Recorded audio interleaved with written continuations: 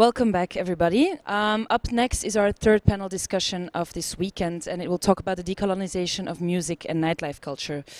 This is a continuation of a panel discussion we co-hosted with the Ancienne Belgique somewhere mid-November, and it might be the most urgent one for our organization, for you, and for the industry. We have invited you.The to moderate this discussion. She'll shortly announce and introduce the other panelists joining in on the discussion, but I'll shortly introduce you, and I hope to do you justice. You.The was awarded the Young European Leadership Award in 2017. She's a law student focusing on art law and human rights law, and she also researches intersectional feminism. She works as a public speaker, a writer, and a human rights activist. Finally, I'd ask you, this promises to be a very lively discussion, so I really urge you to remain respectful and constructive if you make any comments in our live chat. Racism, sexism, and other forms of discrimination, verbal abuse or hate speech really won't be tolerated, and you will be kicked out if you cannot comply. So thank you very much in advance to our speakers and our moderator for sharing their thoughts with us. Good luck. Thank you. Yeah, good afternoon, everybody. Welcome to the discussion this afternoon on decolonizing music and nightlife culture, organized by Horst. I am the moderator of the discussion that will be taking place. My name is you.The, and I am I'm in Leuven. I'm a law student in Leuven. I also am the coordinator of a student-led initiative called Undivided for KU Leuven, and we work on different aspects regarding diversity and inclusion within academia, but specifically within my own university. And in that realm, I also work on the decolonization of curricula. So in that sense, I do have a bit of a link with the broader conversation on decolonization, but specifically, of course, within academic spaces. But of course, I will be moderating the discussion today with four very interesting panelists who are very much immersed into the music and nightlife world, of course. I'm going to just give a very brief explanation of who Horst is and why they actually want to specifically organize this very specific debate, or not a debate, but rather a discussion. So Horst is an organization that bridges the worlds of arts, architecture, and music. It started in 2014 and grew over the course of 5 years at the eponymous castle of Horst. Last year, it moved to Vilvoorde, where it now organizes a yearly exhibition in public space and a 3-day electronic music festival. Besides those activities, it also organizes labs, a traveling workshop series where it collectively explores societal challenges that are linked to the world of Horst. This specific panel today is following up on a recent online panel discussion that was set up in partnership with AB, Ancienne Belgique, and KU Leuven, and included leading voices on the topic, including Zelda Fitzgerald, who is here today as well. In a way, this can therefore be seen as a continuation of a long overdue conversation. It seems like the current pandemic has finally opened up the floor for organizations like Horst to wake up to the role and position they play in a fundamentally unbalanced system. So I would also now like to take this opportunity to ask the panelists to each just briefly introduce themselves to the people who are watching from home or wherever they are. We can maybe start off with Cornelius. Yes, my name is Cornelius Harris. I am the label manager for Underground Resistance. I started Alter Ego Management, which is my own management company that deals with artists and also with events and different projects. Yeah,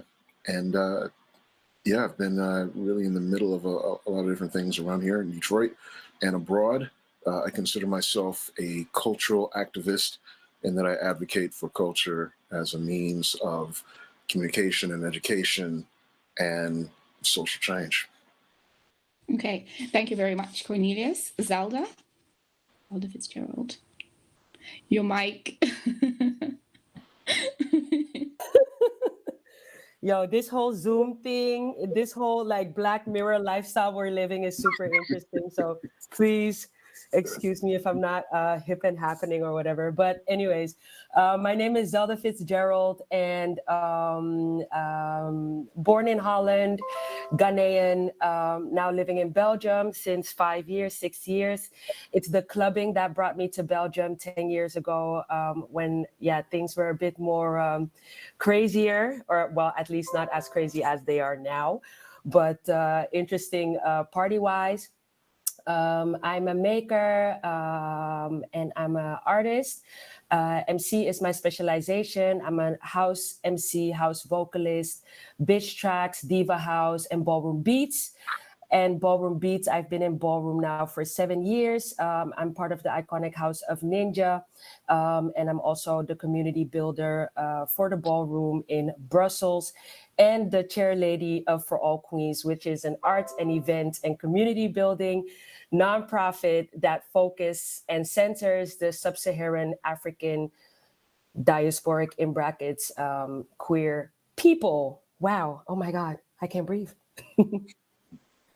Okay, thank you, Zelda Fitzgerald. We can go on now to Dee Diggs.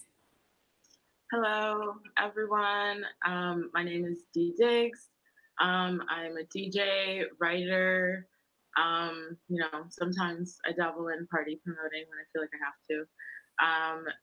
And just a Black person, honestly, trying to survive in America day to day. That's like mostly been my role this year, but as a DJ, I had a pretty monumental 2019. So a lot of 2020 has just been me really being in my writing and thinking bag to, I don't know, just sort of process all of the experiences that I've had as a DJ and as a person working in nightlife. And trying to compile those so that there's a record of, a queer Black woman's point of view. So yeah, that's me. Okay, thank you, Dee Diggs. And our last panelist, Charles. Hi, I'm Charles. So I guess I'm seen first and foremost as a promoter, though I sort of see that as like the last role I'm in. Also a DJ, writer, and I guess organizer is how I see myself. I think cultural activist is a good term that Cornelius used. I founded a party called Unbound Events in London 3 years ago. And that is very much designed to use music as a platform through which to shape culture and uplift minorities in all senses. And within that, my practice is largely based on Afrofuturism. So all my writing, all the music, all the DJing, all the promotion stems from that base, and everything sort of emanates outwards from that. So yeah, that's me. Okay, thank you, Charles, and thank you, everyone, for that very nice and brief introduction of all yourselves and all the work that you've been doing. So the whole concept of the event now is that we'll start the discussion, and then I'll be asking questions to all of the 4 speakers who are here. You do have the possibility, for the people who are watching, you do have the possibility to ask questions. They will be collected. And then there will be some of them, if there are too many, of course, we won't be able to delve into all of them, but there will be the possibility to have these questions answered at the end of the discussion. So after we've had our very general discussion. But yeah, so don't hesitate to ask any questions, just file them away. I think there's a chat function maybe or something like that for the people who are watching from home. So don't be shy, and definitely don't be scared to answer any questions. But so yeah, I'm just going to go now start easing into the first question. So obviously 2020 has been a very eventful year. And I think 2020 has been a very big catalyzer at least of like the whole discussion on not just racial justice, but also on decolonization. So we're not just viewing racial justice in this lens of we're just fixing a certain moment now, and we're fixing something that we see now, but we're really linking it with this very long tradition of exclusion, structural and institutional exclusion of Black people, really. So in that sense, that's when decolonization comes into the picture. And I think for a lot of white people, at least from what I have seen, mostly in the academic space, I have to say, what I've seen is that if you start speaking about decolonization, a lot of white people don't understand why you're bringing up something like decolonization, because for a lot of them, they usually see decolonization in the sense of, oh, the decolonization waves that happened in the late 20th century, when a lot of Asian countries and a lot of African countries gained their independence, in a sense what we call flag independence. And so therefore for them it seems like So that's done. Why are we bringing up all of these ghosts from the past? But I remember one time I had this we had this professor who came to K11 when we had the opportunity to ask her to give a lecture on decolonization. And for me, she put it in this way that was very clear and succinct in a way to understand why we still need to talk about decolonization today.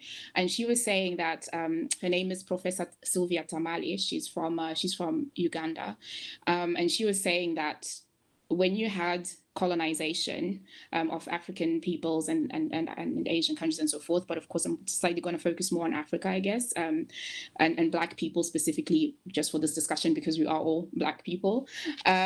So she was saying that when you had colonization, obviously it was a very big project that had to ensure that white people and their leaders had to a certain extent convince the people in their countries that white people and everything that comes from white people and emanates from white people is superior to everybody who is not white. So therefore, to be able to do that, you have to have a very big project in itself. So you have to work it out in the biological sense, and that's when you have all these crazy experiments that were done on people and trying to basically show, you see the size of the skull of Black people compared to the size of the skull of white people. That's why Black people are more stupid, or whatever it is whatever body they put to it. But they did it in so many aspects of the word, and that colonization of the mind and every single other aspect of society is the one aspect that has not been really explored into. So there was the decolonization as in like the flag independence, but the decolonization of everything else in society, including our minds, that was not ventured into. So that is in essence why we are still talking about decolonizing today, because we're talking about every other aspect of decolonization that was not explored into. But so now that I've just sort of like given the whole context of why decolonization is still a thing today for anybody who may still be doubting the importance of it, I'm sort of like want to go now into how Eurocentrism and Western centrism also obviously is like the big contributing factor to the whole aspect of like, white supremacy and all of these things. So decolonization in itself is really talking about dismantling this Eurocentrism and Western centrism that is everywhere in the world. And Eurocentrism on its part refers to the perception of obviously Western knowledge and Western knowledge systems and anything that may come from Western people in essence, to be seen as very universal and neutral and superior. So Eurocentrism on its own then leads to epistemicide, and that's when you have knowledge systems and cultures and anything that emanates from Black people is now obviously then disregarded, and it's not rendered as educational or scientific simply because it comes from Black people, because remember we said, oh, they're inferior. So the pervasiveness, obviously, of Eurocentrism is that it's not only something that is visible within Belgium or the UK or the United States of America, but it's also within Africa itself. I was born in Zimbabwe and I grew up with a lot of these very, very Eurocentric and Western-centric views as well within my school curriculum. So the effects of Eurocentrism and Western centrism are, in my opinion, very visible when we look at who the creation of genres, for example, when we're looking at music specifically, or the building of movements. And then I'm thinking of something such as the Stonewall riots, for example. These are attributed to, within our education system, they're usually, or in media, they're usually attributed to white people in essence. And then today we know them through the lens, not we, but maybe a lot of people mainly know about these things through the lens of white people. So usually white people may have copied or stolen the creations of Black people are then, in the end, rendered and seen as the originators of many genres and many movements. So that brings me to the very first question, which is, how can we therefore ensure that the knowledge of the mostly Black creators of these genres and communities that are spearheaders of so many things that we're still seeing today, how can they remain known, and both in the informal and informal education? But also secondly to that is, what are maybe tangible examples of that whitewashing within the sector that you are precisely, active in? And obviously, when we're talking about like people who whitewash things and people who attribute a lot of things that were created by Black people to white people, usually that is because there's some institutions who also enabled that to happen. And in essence, we're also wanting to ask for the accountability of these institutions that allow that to happen. And what does accountability in that sense look like? So yeah, there's quite a lot of questions there, but I will remind you if you're answering the question and maybe you might have forgotten anything. But I don't know if anyone wants to start off there.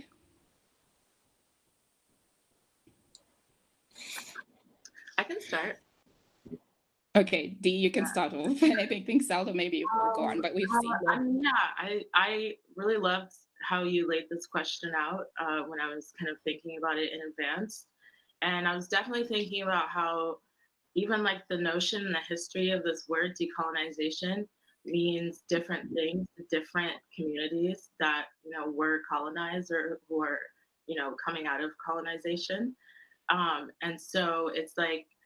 It's kind of a lot to grapple with, when you think of like what does that actually like look like in your present life and in your present time. And for me, I think what we should really be hinging on is repair and like the reparations part of that, because to me decolonization is a total undoing and a rebirth, and for that to happen, it's like there has to be some kind of exchange of power. It's not. I think maybe in the past, more ceremonial exchanges of power maybe happened, but then behind the scenes, everyone knew who really had the power, and it was the same people as before. The same colonizing white people. So, I'm really just thinking about how in this conversation, we can kind of like evolve forward to think about what that repair and reparations actually looks like in our time. And I think it is really important that people keep harping on the fact that the origins of like R&B and disco and funk and house and techno, are all genres originated by Black people. But I feel like most importantly, it shows like what happens when people who, are sidelined and marginalized let the rest of the world into something that's really special that they've created. It kind of shows what happens when cultures mix and they are able to innovate together. And that's really exciting. But I think a lot of people think of that as like a relic of the past, like something really nostalgic, instead of trying to like bring that same ethos of like, I want my party, or I want my venue, or I want my institution to mirror that melting pot that we all talk about. That's like a part of the storied past, Like I want there to be multiple perspectives at the table, like from the beginning, And I think that should be more a part of the intention in our sector of the music industry. Because these ideas of dance music being about freedom has just kind of been skewed, I think, in a way in which Black people and marginalized people are not quite a part of the equation when people say that it's all about freedom. Like there's still a hierarchy of who gets to access that sense of freedom and who is pretty much stepped on so that other people can access that sense of freedom. So that's definitely the train of thought that this question led me down. Yeah, okay. Thank you, Dee Diggs, for your introspection on that. I think, Zelda Fitzgerald, I saw you trying to speak at the beginning, so maybe you can give us your idea now. I'm just super happy to hear what everyone has to say. When it comes to your question is literally where we're in right now in the ballroom. The ballroom culture, community, everything out of the ballroom was created by Black female figures. And I say specifically Black female figures because a lot of the people who pioneered it maybe didn't identify as trans women or as women, but at least they presented as female figures. So that's why I specifically say Black female figures. And even now, when you hear about the story of Ballroom Last Talk, there was something that I was like, oh shit, I should have said that. I should have not let that happen, because in that talk, people were explaining to me what ballroom is while they're not in ballroom. I'm in ballroom, you know what I mean? And it gave very much like, yeah, and the Black and Latino. And it's like, no, that's not the case. It was Black people, dark-skinned Black people, dark-skinned Black female figures who were over it and created their own thing, you know what I mean? And it's like that vehicle that is actually a place of refuge. That's really what it, I mean, it can be different for everyone, obviously, but I think the main thing was the place of refuge came to Europe and basically turned out to become just like a competition, or who can dance the best, and that's it. And we've been suffering from the colonization of ballroom in Europe for a very long time, and we haven't even gotten the chance to have the conversation, because the people who are put in the forefront are the white cis straight women who are, you know, voguing, cute, you know, blonde hair, you know, all of that. You book them, it's not too much, you know, hassle, you know, they don't have any, you know, it's just easier to book them, you know, so you see that they're just represented way more. They're hyped up by the Black butch queens. So it's like a very vicious cycle, and something that I've suffered from a very long time, which led to me creating the Brussels ballroom community, because I was silenced for years, like feeling guilty about who I am, how I look, what I do, everything. So it's like a really big problem. And I think it's it's not a young subculture. Obviously, it's been around for 150 years, but I think now the contemporary subculture is pretty new in comparison to maybe like house music, or in comparison to like punk. But and also the time it traveled to Europe is really new, 2010. But the colonization was just so quick. We blinked our eyes and it was all white girls. Like, you go to a ball and the category is literally all white. And it's not a big problem per se that they're white, but it's just the fact that they miss something. And you see it in the performance. You can't lie.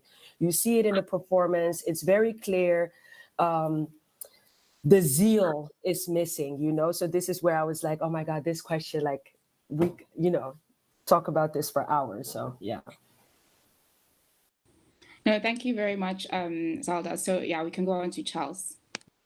Yeah. So I think in the nightlife scene, as Dee pointed out, it's very interesting because it always has been inherently Black, and political. But for them, the freedom they talk about is purely hedonistic, and obviously there's nothing like inherently wrong with that. But it becomes almost a very sanitized experience where it's divorced from the actual roots of it. And so when people engage, they engage, but without knowledge or experience of the suffering that went into its creation. And obviously nightlife is supposed to be an escape of sorts. But I think in doing so, decolonization could help improve the fact that when people get involved, that they can then have that experience of the intention behind it.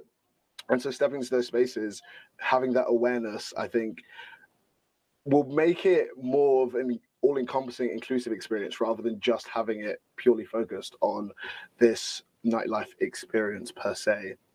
And I think it's important because, yeah, as Black people, we put in the work on a day-to-day basis, as Black people and people of color, full stop. And which is why I think initiatives like this are important to spread awareness so that people, when taking part, will just have that awareness and know that it's not just frivolity, because for us, this is life and it's been an escape, but also in a way to escape the pain of our circumstances. So I think by focusing on that aspect, hopefully that will just bring some wider knowledge to people so that they'll have that awareness. Yeah, so that's. Okay. Yeah, thank you, Charles. Cornelius. Yeah, I was going to say, you know, for better or for worse, I mean, I know a lot about the colonization through techno and techno music, which was started by young Black folks in Detroit, has become for a lot of people synonymous with white Europeans. And so I'm at the center of a lot of these conversations where, I'm being asked to defend this notion that we made this music. And what's really interesting for me is that there's a lot of conversation around craft work and a lot of the other European influences on the music, and yet you don't hear as much conversation about Funkadelic and Sun Ra and all these Afrofuturist elements that came beforehand that heavily influenced the way it ended up coming out of here. So what happens is you divorce it from that piece of it, and so you get this whole narrative that only highlights this European aspect of it and completely ignores the other side of it. And I think that there's, within colonization and beyond, I think there's this tradition of misinterpreting and creating these narratives that aren't really based in reality, but because of academics and because of all these other structures that exist, become a part of this narrative.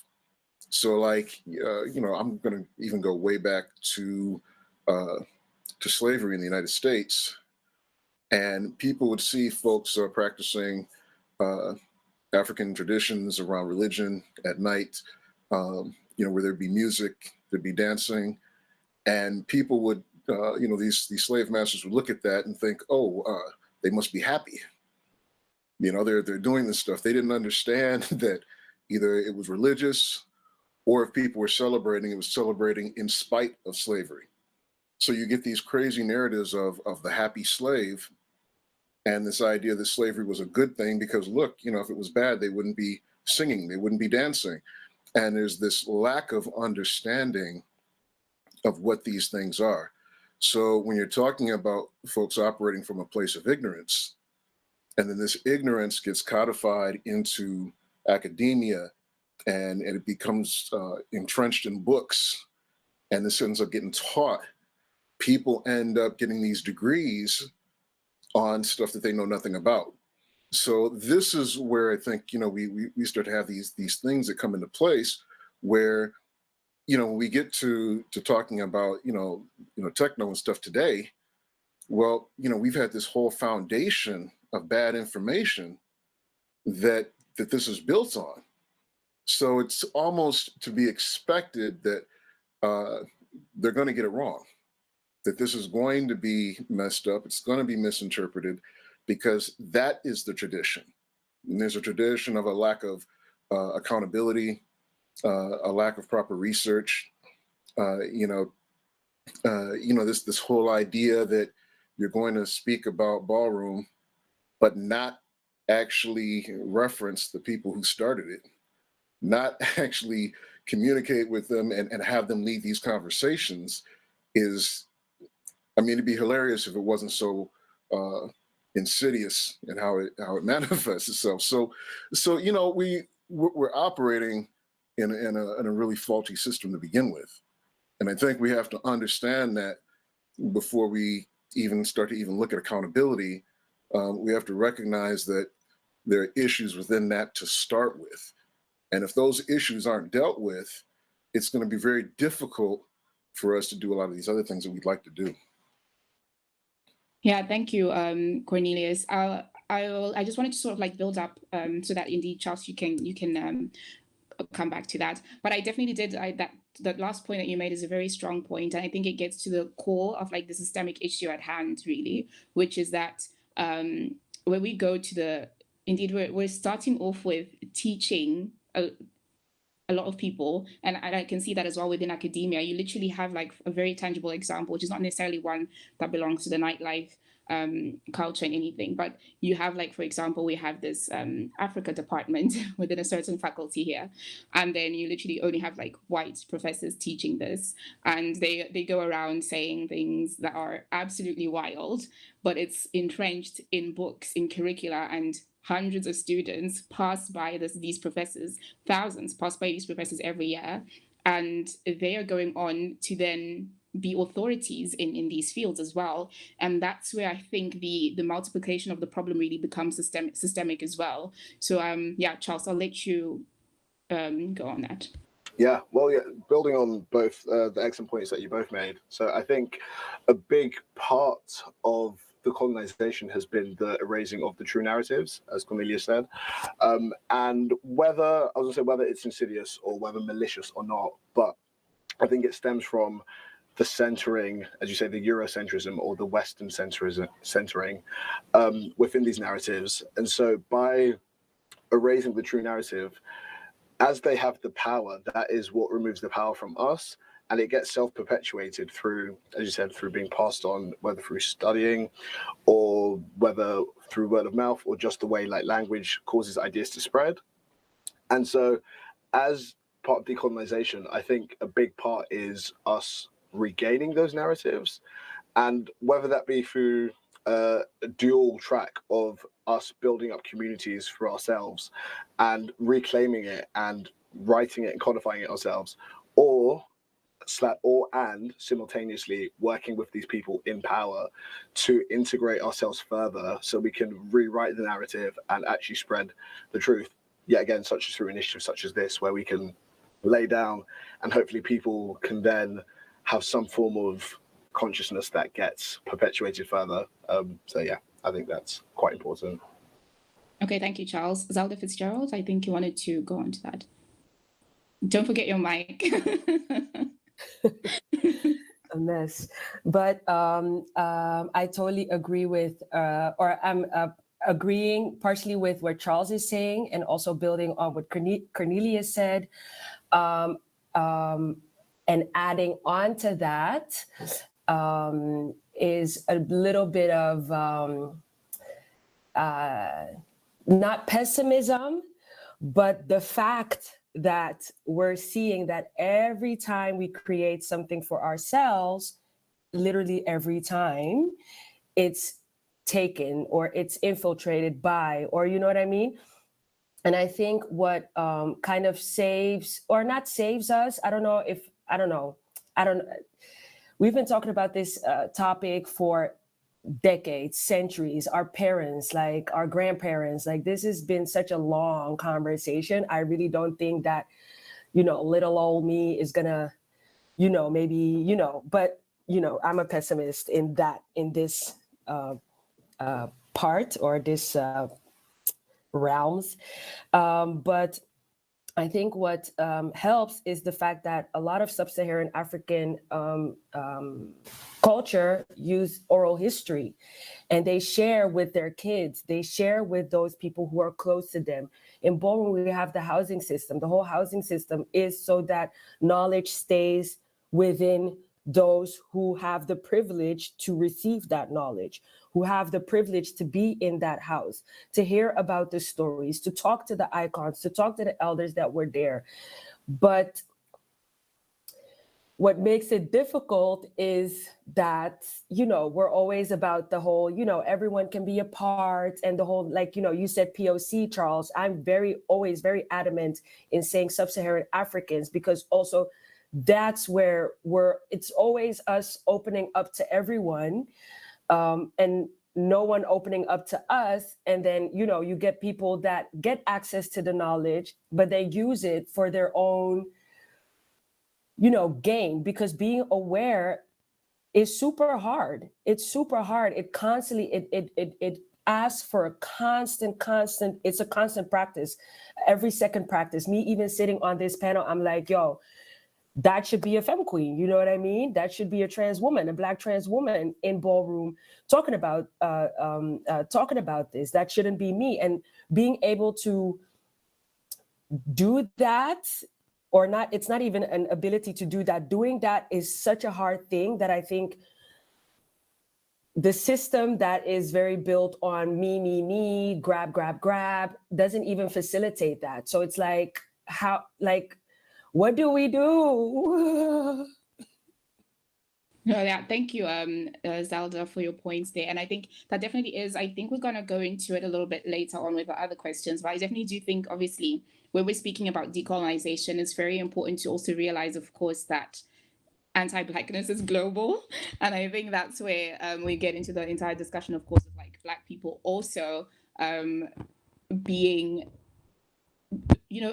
people of color essentially also participating in the global realm of anti-Blackness, and also therefore contributing to the pain and the and contributing to the pain that the Black people then do go through. And I think that is obviously a very valid point. But I think we were going to get a little bit more into that. But maybe Dee Diggs, you can maybe give your opinion. Yeah, I was just going to go back to the question of like examples of whitewashing in like my sector, like the DJ sector. I think like a pattern of correction that we've seen this year, which kind of like reinforces something that's been a problem for a long time, is like these really prominent white DJs changing their names. And, that being this acknowledgement of something that people have probably told them for decades, like, just like, I'll just say the names because we're here to speak the truth and it is what it is, the Black Madonna, people like Joey Negro, and finally coming out and saying like, even though these are my original intentions and people have been telling me that's not how they were taking it for decades, now I'm ready to acknowledge that that is not a name that truly represents who I am inside of what I do, like that. I think they definitely came short of calling it what we would call it, which is like basically cultural appropriation, through a name, actually creating a minstrel show.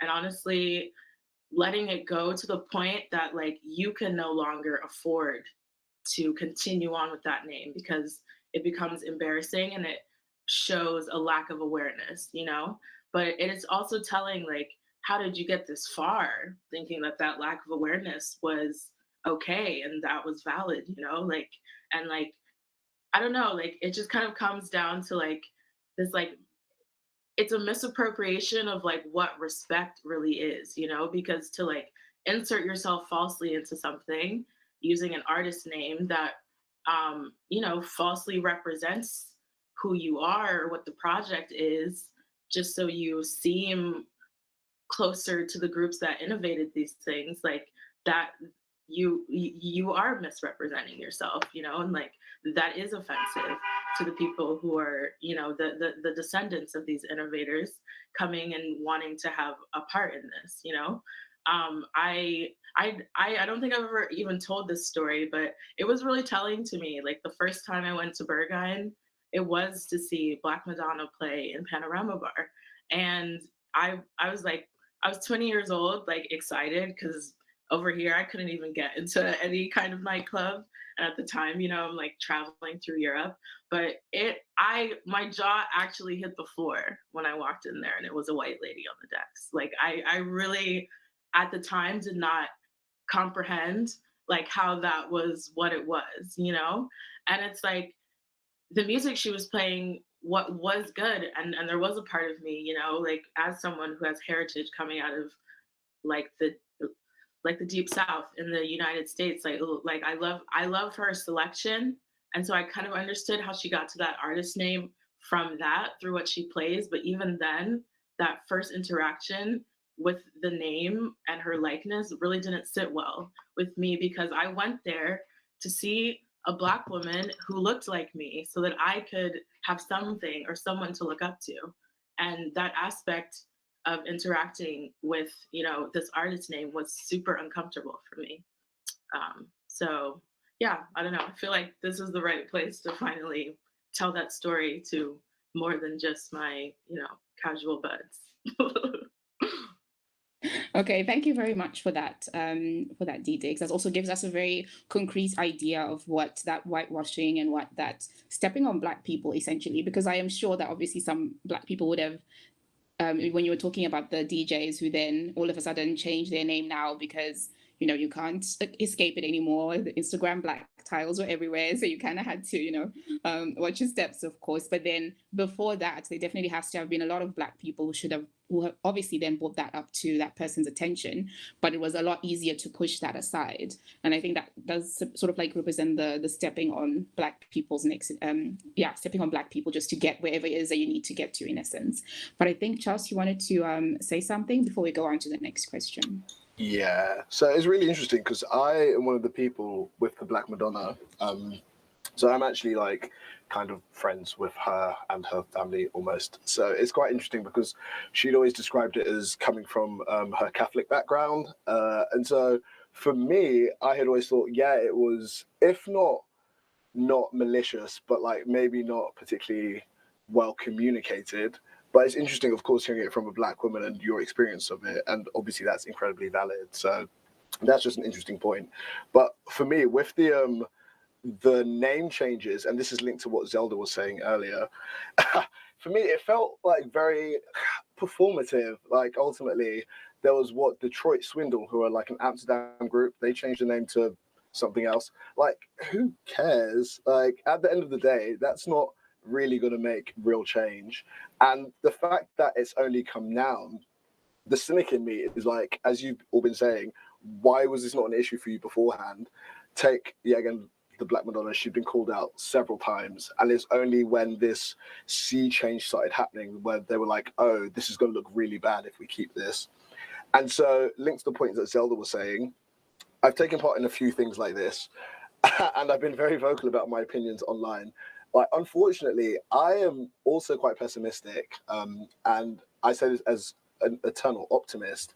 But what the civil rights movement has been going on for 60 years now, people are acting as if we're in the middle of some giant change, which hopefully we are. But given how much work there has been, it's kind of disheartening that people are taking these seeming steps to look as if they are creating real change, when ultimately, they're still centered at the center of it. And it's not really with Black people in mind, it's to protect themselves and how they look.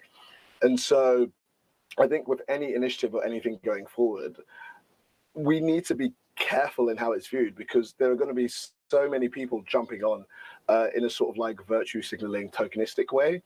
And that doesn't help anyone. It creates surface level change, but to create these deep systemic changes takes a lot of time. And coming out of the pandemic, I think it's going to be a real test to see basically how committed people are, because they'll need to actually stick to what they're saying, and we will need to evaluate whether or not we are at the center of it, or if it is for their own gains at the end of the day.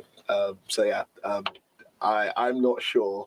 And as hopeful as I am in general, when it comes to a lot of this stuff, I can't help but be cynical just because it's trendy or people seem to think it's the right thing to do in terms of their perception. Yeah, but I think now to get on to the next question, I don't think as Zelda Fitzgerald and you, Charles, are saying, I have a lot of people who also feel the same way, and I don't really see it as being, pessimistic. I just see it as being very realistic.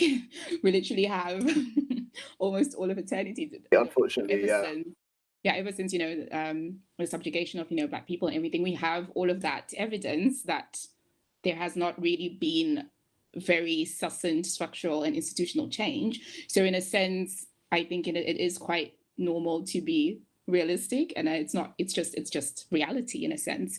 But to then go on to the point that you, and I also think Dee Diggs, literally everybody made that point in a different way or form. But Dee Diggs, you did use the term of this exchange of power as being the solution, because with decolonization, what you're really essentially looking for is this: you're trying to abolish the structures that we have and we know them today. That is the only way that you can go forward, essentially. And in essence, that also comes down to, this exchange of power, if you want to see it that way, or structural, institutional, and so forth changes. So the next question that I do have is regarding that, because some of you did also mention the whole idea of, this tokenism that happened the last couple of months, and this performative allyship activism and so forth. So I also did notice it in the sense that the whole concept of decolonization has been, the last months, it has been diluted a lot. And I'm going to try and make that a little bit more clear in what I'm trying to say. So ever since, with the whole Black Lives Matter movement and the marches that happened this spring and summer, a lot of institutions and governments, a lot of people as well with quite a decent amount of power within specific sectors, they suddenly started proclaiming their support for Black Lives Matter, and issuing statements and claiming to start doing serious introspection in their own role in in the structural racism that they perpetuate or enable towards Black people.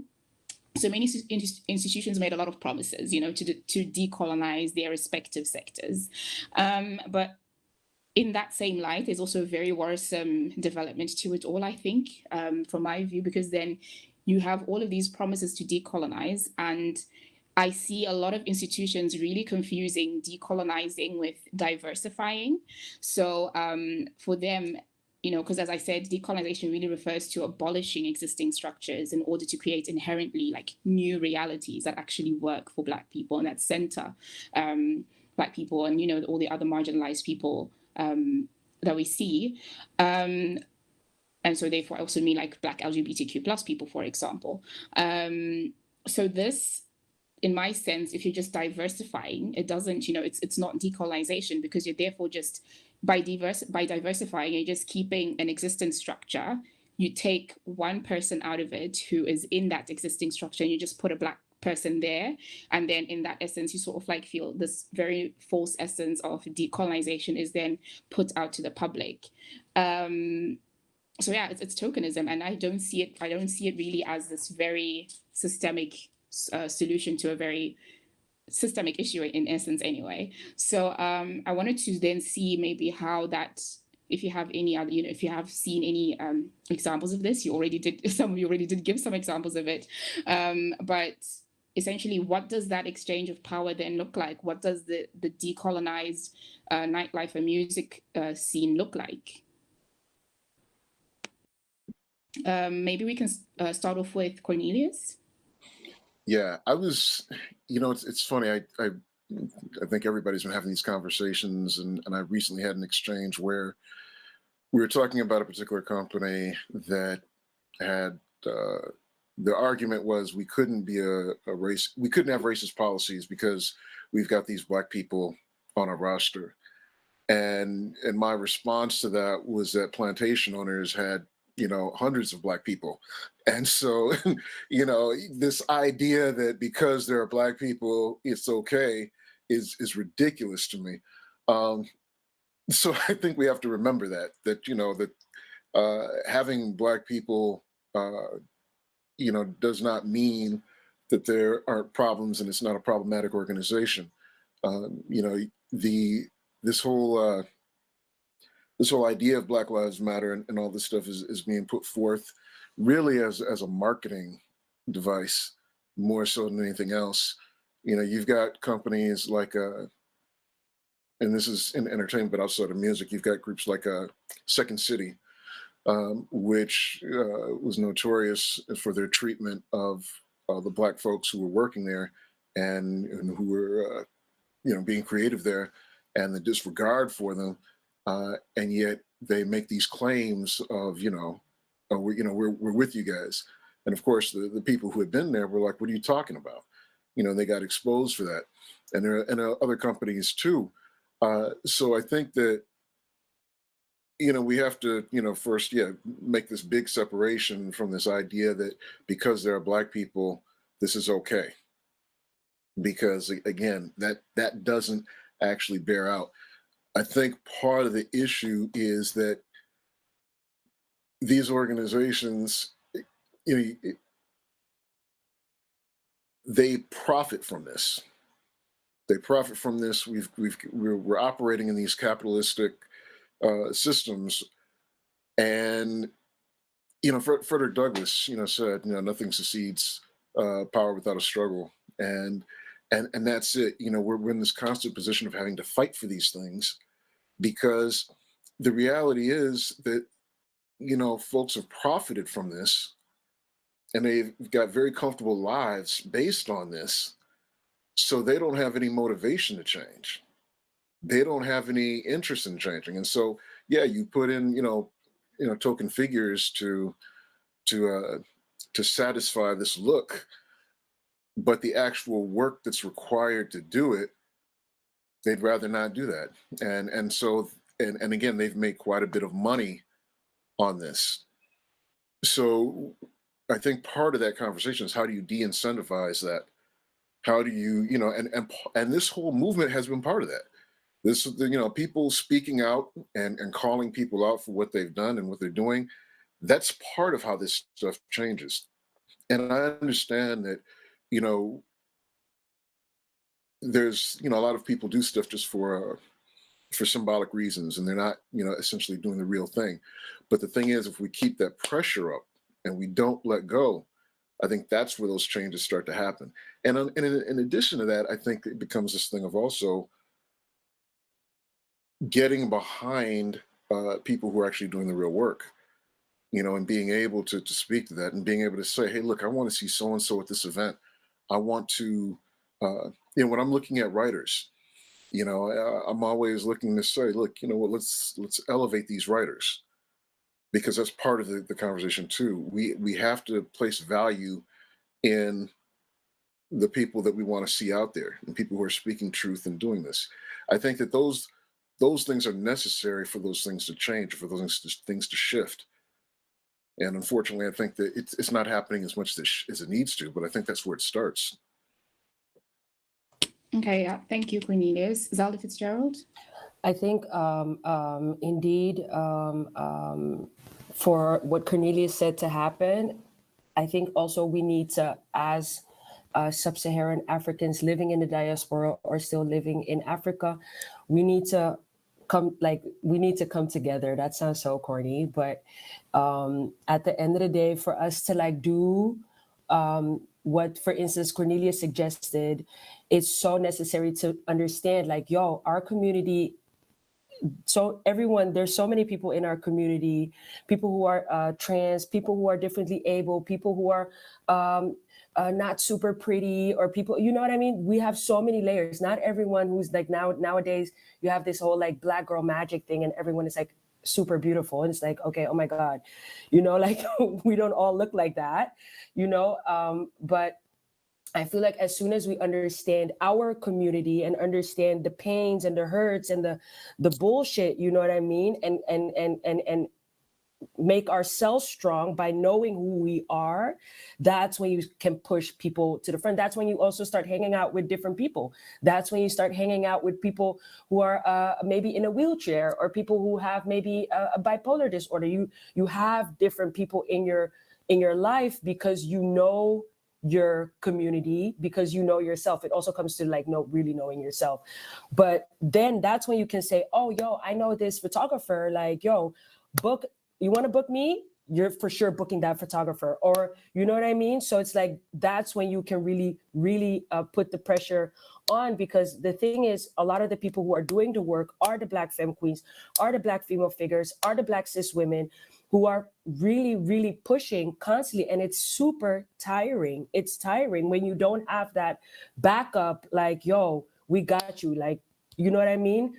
I'm not going to take that booking. I'm going to give it to my sis, or I'm going to give it to, you know what I mean? That person. So it's kind of I feel like the energy that we give to these white institutions, it would be interesting to see that energy given to ourselves and our community, for us to be strong, for us to get really organized, and being able to strategize on, how are we going to change this situation we're in, Yeah, and I think that's a very interesting point, Zalja, that you just made, because I was also definitely thinking about it. Of course, you can look at the whole aspect of the response to decolonization and Black Lives Matter and look at it okay, this is what white institutions and white people should do. But you can definitely also look at it and say, okay, but us as Black people, what should we do? And one thing that I definitely did think about is this whole, I am on Twitter a lot, but I feel like on Twitter, there's not a week that goes by without there being diaspora wars. That's what people call them on Twitter. So you literally have, I think the most recent one was, there was this recent one that happened. It's slightly funny, but I think it really gets to the core of the problem, where there was an African American woman, she wrote a tweet basically saying, she bought an electric kettle and that she was so happy about it because it really sped up everything that she was doing in the kitchen and so forth. And, you know, she was just very excited about it. And then Black British people came across this tweet, and then they really started going like, I can't believe Americans don't know what an electric kettle is and so forth. But then it really started this deeper rooted like exchange, very vile exchange from like two sides, where you literally had, you know, then you had a lot of African Americans saying, I can't believe, you know, like British people, you know, it got very, very vile in essence. And this happens a lot, even though it started with this very small, tiny, minuscule thing. I think it's a symptom of a deeper rooted issue. And it's not just about something as, you know, as trivial as a diaspora war over a kettle, but it also does come to obviously that the aspect as well of, when we look at Black people, are we also ensuring that Black people with disabilities are also often, you know, with us as able-bodied people, also support them as well, so that we can ensure that we can come out as one block? Are we doing that with Black LGBTQ plus people, who usually are at the forefront of many, many initiatives and many, many movements, but then at the end of the day, they're usually tossed aside when, you know, it's no longer necessary to really use that movement at a certain point. So I think that also is a very interesting discussion to have, since we are all Black people anyway, of how can we foster that sense of coming together as all Black people to enforce that we are stronger in that essence. But I think, Charles, you wanted to answer? Yeah.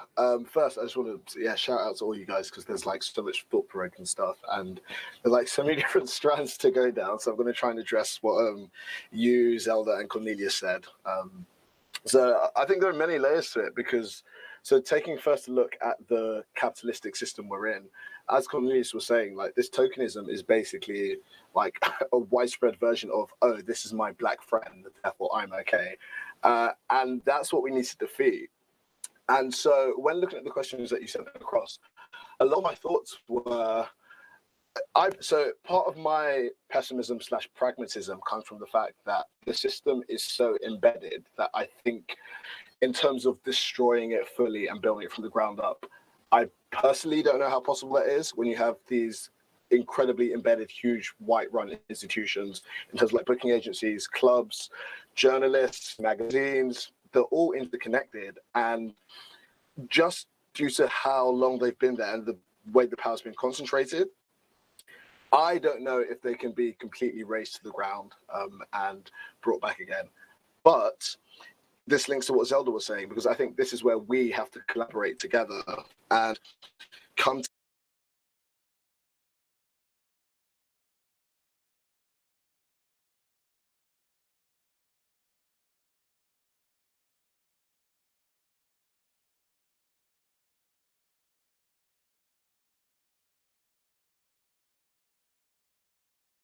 and then using those communities we build within ourselves. I personally think the way forward is leveraging those communities to sort of infiltrate these wider institutions. So with these, say, like booking agencies or big magazines or PR agencies, and in fact, I have two perfect examples. So House of Altar in New York, so shout out to Asmo and Momo Reddy. They've sort of just like completely done their own thing, and everyone is like falling in love with them, and rightly so. And then the booking agency they're on, Minor AM, which represents them, like Nala Brown in Amsterdam, and recently Eris Drew and you.The. And I think that's like the perfect example of people of color or ethnic minorities working together to build their own institutions. And then take, for example, them now having Eris Drew and you.The. using these two quite prominent figureheads in the scene, obviously trans, but still they have white privilege of some sort by virtue of their skin color. Using that to sort of boost the way they are viewed in the industry.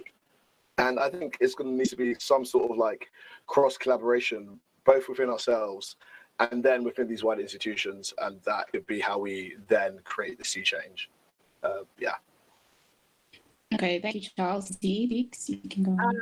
I mean, yeah, I definitely agree, and I think that you know, as you were saying, Zelda, as well, like like as a Black artist or a Black, creative professional who like has institutional access, like that should be a part of your practice, like putting other people on to make sure that like even if you're like first or the first in a while, you're not the last, And I mean, when it comes down to like accountability or like what we can really, I guess, push for in structural change, I think yes, like completely like building our own thing is important. But I also feel like a lot of these white gatekeepers actually owe reparations. Like they owe it to invest in these Black led businesses and institutions that we're building for ourselves. Like you guys actually, after decades of off of profiting off of something that really has nothing to do with you, like you should be investing in that next generation of leaders, and I think also like the word tokenism also kind of brings up a term that's thrown around a lot and misappropriated a lot, which is identity politics. I think identity politics, and I've been studying it because this has also been a heated year just in the U.S.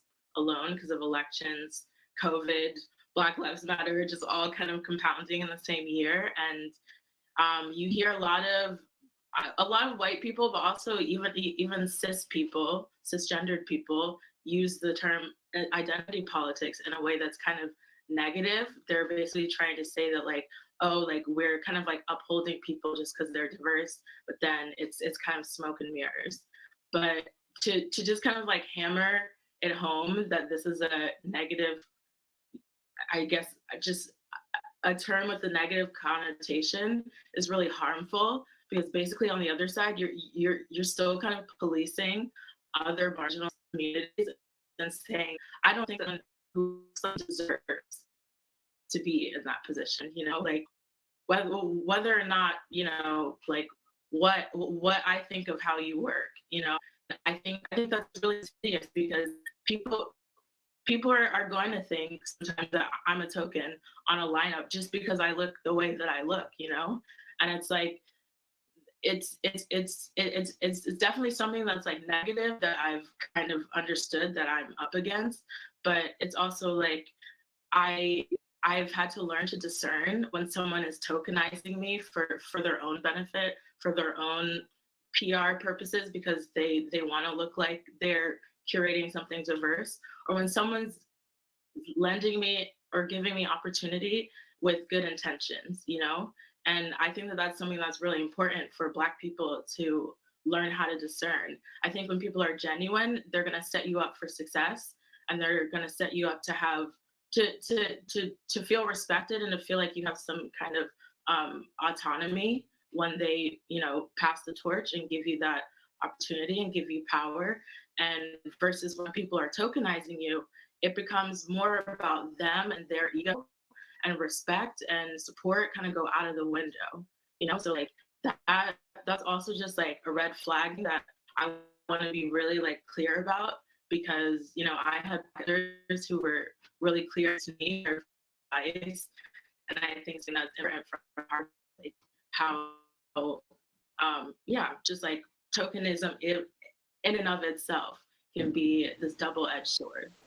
Yeah, thank you very much, Dee Diggs. I think that was a very prominent point that you made on the reparations aspect, because I do definitely think that is often brushed aside when we're talking about decolonization, but like it is necessary if you are going to pluck wealth from something that is not essentially yours and then call it yours. You're supposed to give it back. Essentially, that's what you're supposed to do.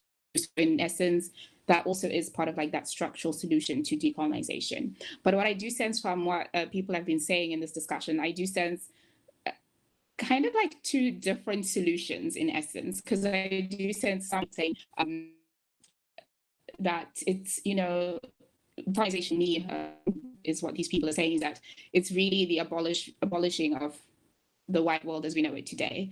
And that means creating essentially new structures. And of course, that is going to be very, very hard and it's going to take a long time. But it's also going to be very hard because in essence, you're imagining a whole new reality. And that is the part that makes it very, very difficult. It also comes to, you know, mind when people talking about like abolishing the prison industrial complex, abolishing, you know, policing as you know it today. That for some people, it's just very scary because in essence, you're being forced to think of what will the world then look like for me, and you have to. It's a very imaginative process. But on the other side, I do hear some people, and it's obviously something that takes a lot more time, and it's gonna take a lot more, you know, strategic thinking. But what I do hear at the same time from people here as well is that okay, fine, but why don't we then just integrate in some way, shape, or form, or infiltrate in already existing structures? So I think I heard both of those aspects in the conversations here, but I don't know, and maybe if you can elaborate on that, because I think some people say, okay, fine, maybe this infiltration thing and getting a seat at the table, it may be like a short-term resolution, and then the abolishing is like a long-term resolution, but we have to keep it as like the end goal. Or do some of you really just feel like, no, like let's just infiltrate existing institutions? Why do we have to abolish things as we know them today? Yeah, Charles. Yes, that's a really good point. And following up on what Dee said, I mean, so I am very much of the opinion that we should infiltrate and use structures to our advantage while they are here, but with the end goal of changing things in the way that we view them.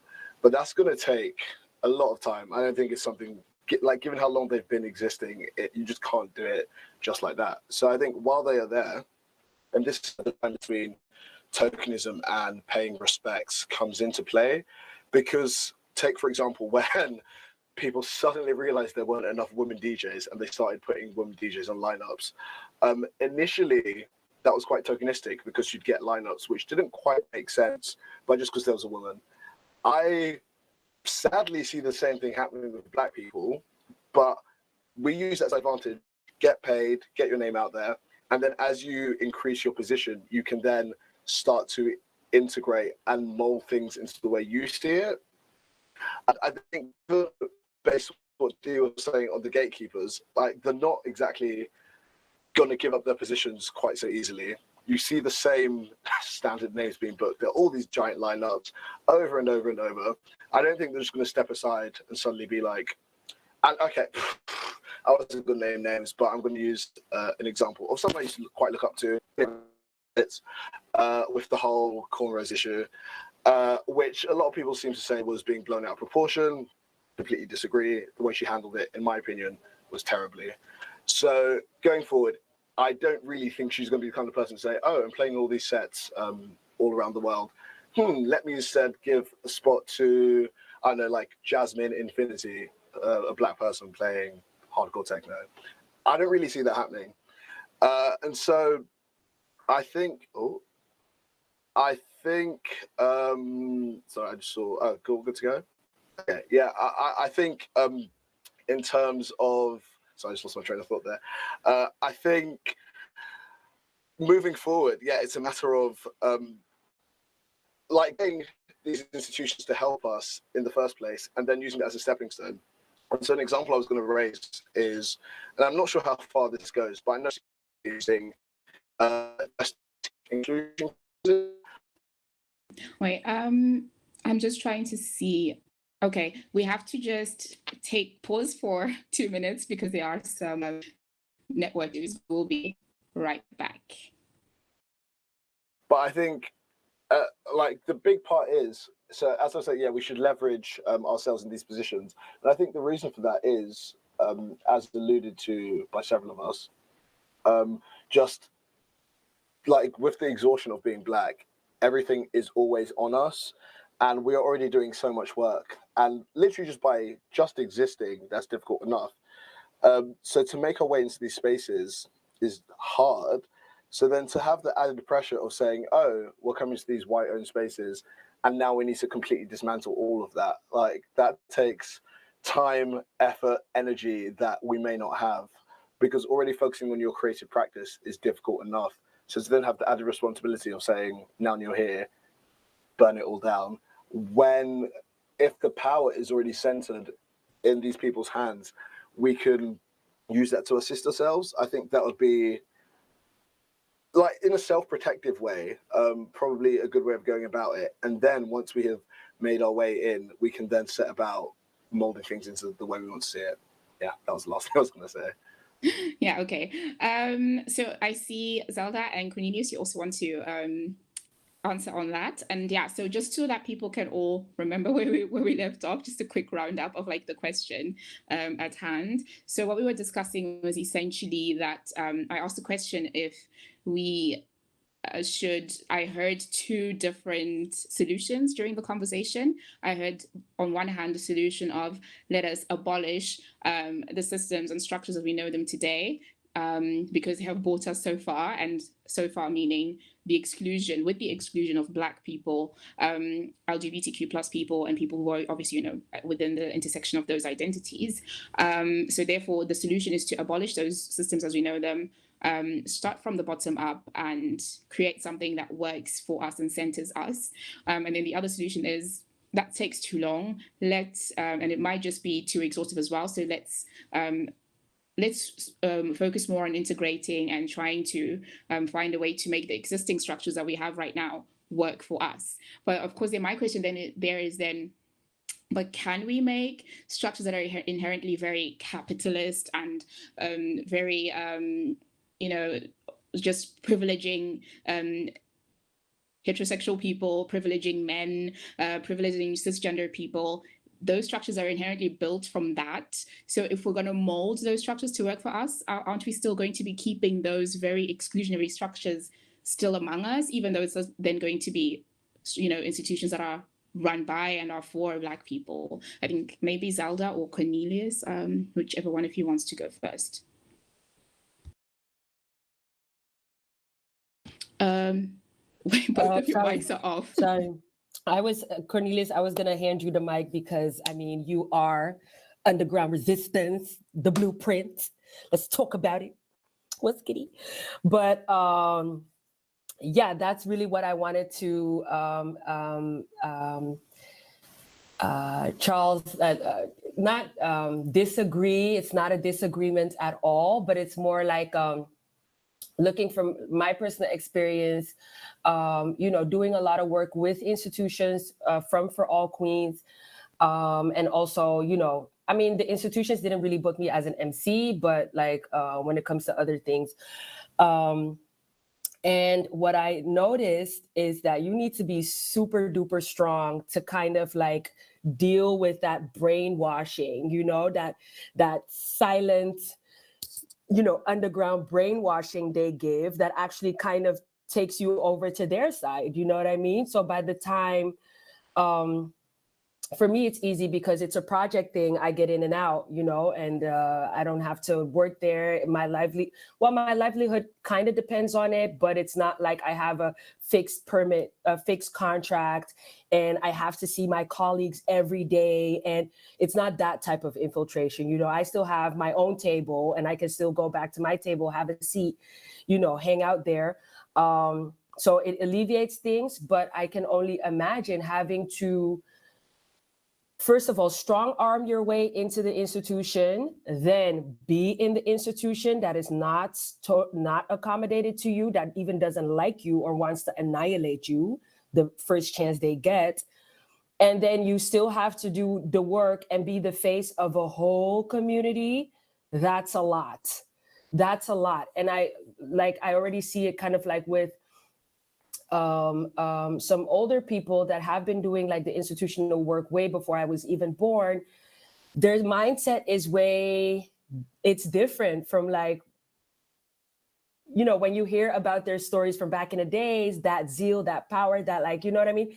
Kind of of course, with age, maybe you get a bit softer or whatever, but some of them are just the system, but then with a Black face. So it's yo, you just got brainwashed. And this is why I'm super curious to hear from Cornelius. How did you underground motherfucker resistance? How did y'all do that? Whoo! We need to know, yeah. I mean, the one of the things is that you have to consider that again, this music started in Detroit, so we had the edge on that. But then also, I think that I'm going to say part of the legacy of being in a city with Motown. I mean, Motown to this day is the largest independent record label in the period, and it was a black-owned record label. The largest independent record label in music history. And so we come from that. We're surrounded by that, and so uh, I'm going to say when techno was starting to do what it was doing over in Europe, and the European companies were like, "Look, license all your stuff to us, and we'll take care of everything," and basically you give up ownership of your stuff in that way. Submerge came about, and Submerge became the distributor for electronic music. And Mr. Mike Banks and a partner put that together, and it allowed for people to retain ownership of their stuff, and it allowed for people to be able to uh, actually make decisions about what was going to happen with their music.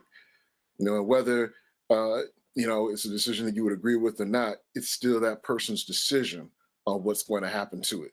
And so that's the thing about that. I'm also going to say that I think that um, the whole idea, to me, the value in Afrofuturism is that it's talking about something that doesn't exist. Okay, and the whole point is for us to imagine and dream of things that aren't here right now. So, I mean, this country that I'm in didn't exist a couple hundred years ago. So the thing is, all of these things that we know, people made these things. They didn't just, drop down from the sky. So we can change these things, and we can make new structures, and we can come up with new ways of doing things. But I always say that, I always like to talk about magic, because I say magic is this thing where something doesn't exist and there it is. And when you're looking at creative people, when you're looking at artists and musicians and things like that, I've been in spaces where we've been talking about an idea, and a few months later, there's a physical record. It's actually made real. And this idea that we had in our heads is now something that people are hearing all over the world. So I see this magic on a regular basis. I'm a part of that magic. So when we talk about these future dynamics and these future paradigms that don't exist right now, to me, I'm like, well, yeah, that's the whole point, is that we get to create something new and something exciting. And in terms of looking at these established structures, the thing is, they things operate on multiple levels. So what happens is, I always say, if I want to see an authentic story about uh, a black auto worker in Detroit, I'm not expecting to hear that from a production company out in Beijing. You know, there's going to be a limitation in what someone else can do. Someone else telling your story, it's great for inclusion, and that's nice, but there's a limitation there.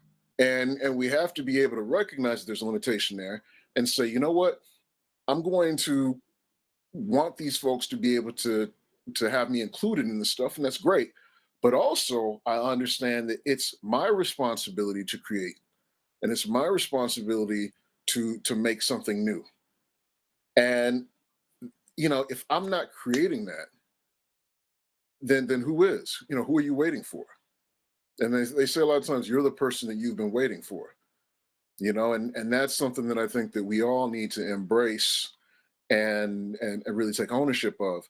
I also want to just also make a quick comment about the whole thing with the kettle. I think that we've got a lot of due to colonization and slavery and all these things. There's a lot of diasporic pain, and I think that we have to acknowledge that this has had a really negative impact on all of us. And so we do get sensitive about things, and we do react sometimes against each other in ways that aren't productive. And my thing is that, you know, that's something that, you know, we need to learn. We need to evolve beyond that. We need to be able to say, look, you know, yeah, I've been hurt. Yeah, I'm in this system that was designed not for my benefit. And so I've been denied certain things because of these institutions and because of these structures. And maybe what you've been denied is different than what I've been denied. So I see you as something that I don't have, and I think you have it better than me. But that's partly because I don't know what's been taken away from you.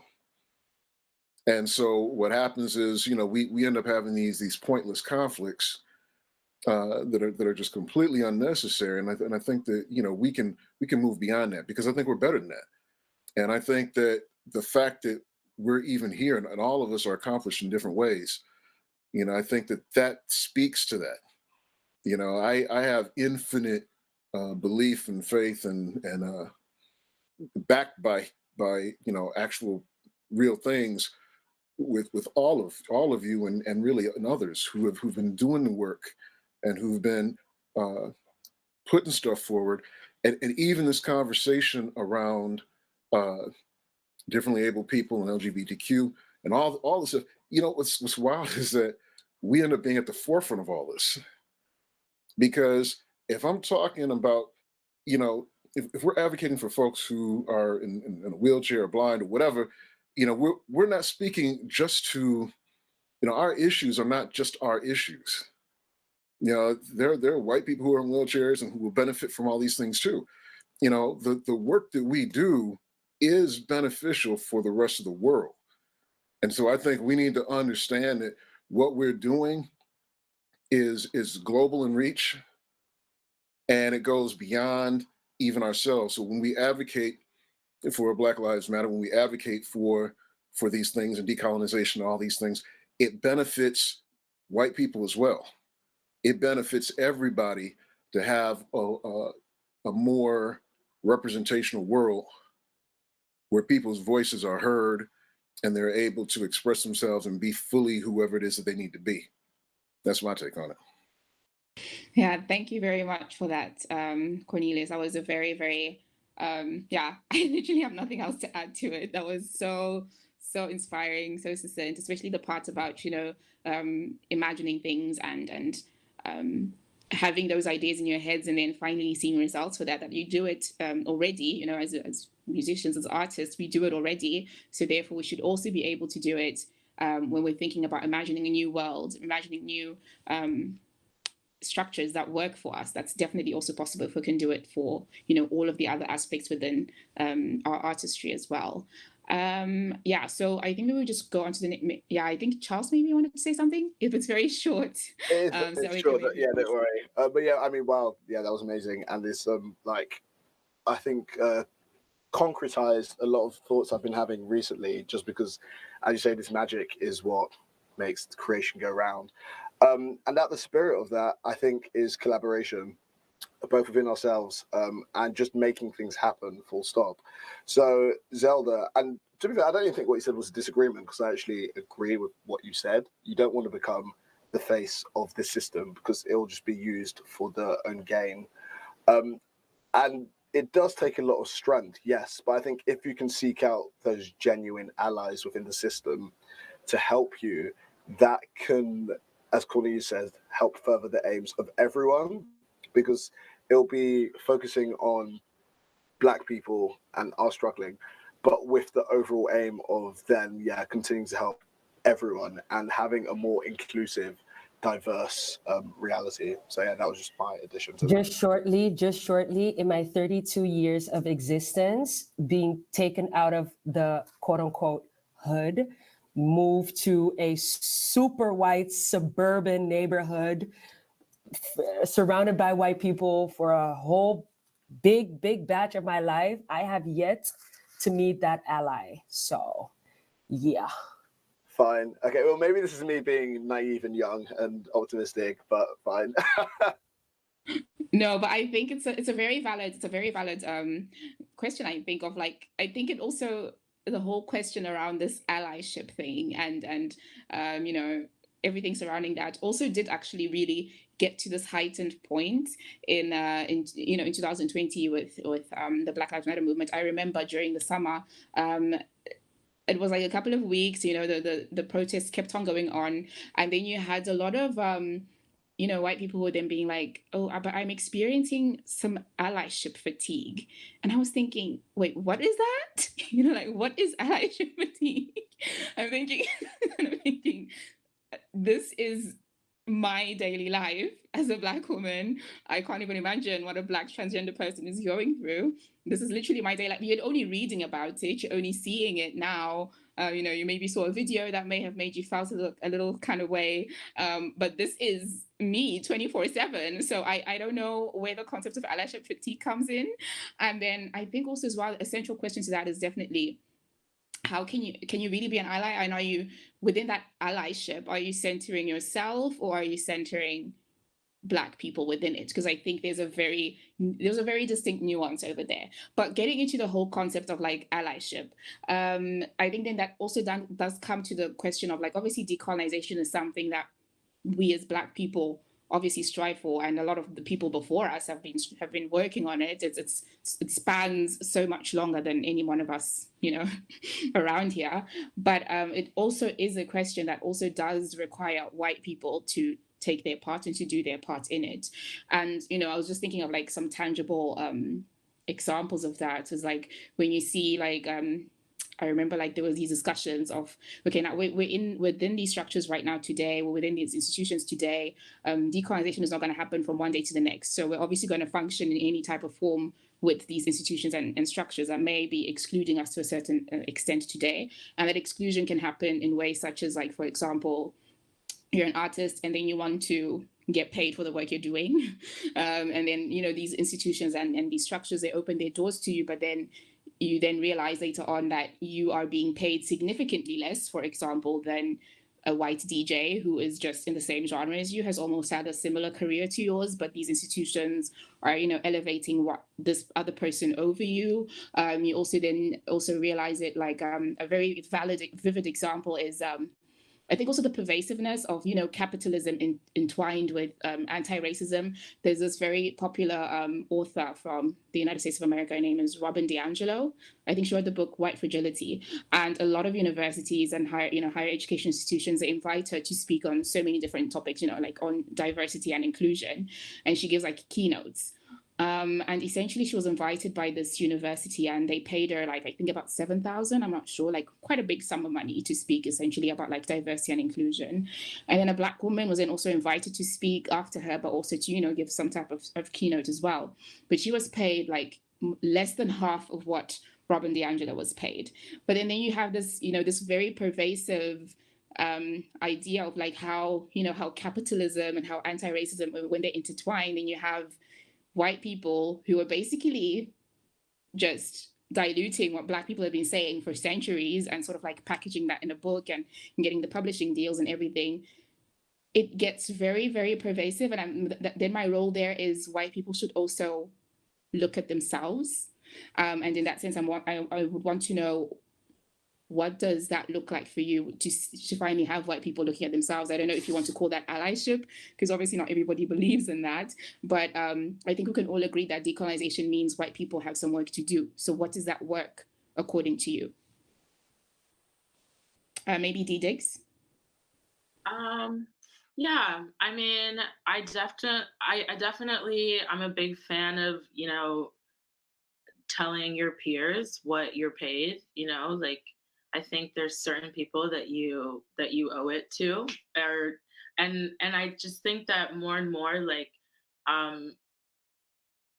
I think that we're just like seeing this like wave, this general wave, especially in the US, of like people thinking about unions in sectors where we haven't really had unions before.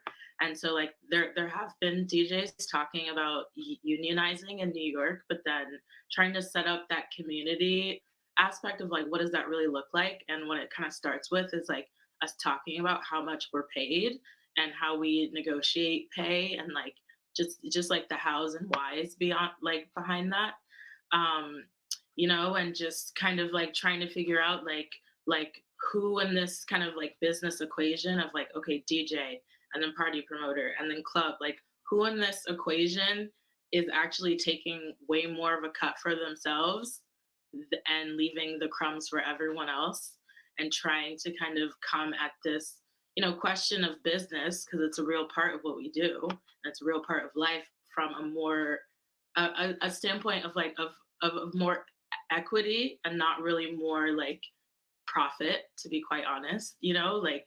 Um you know it's still good if something is profitable, but I just think, like, you know pre-COVID, there was kind of like a bubble bursting with these parties, and party promoters walking away with 20K, 30K after a night, where back in the day before the shutdowns, like, New York was a place where, like, in the same neighborhood, six clubs operating on a Friday, Saturday night could all be at capacity, and like just kind of turning out a lot of different people.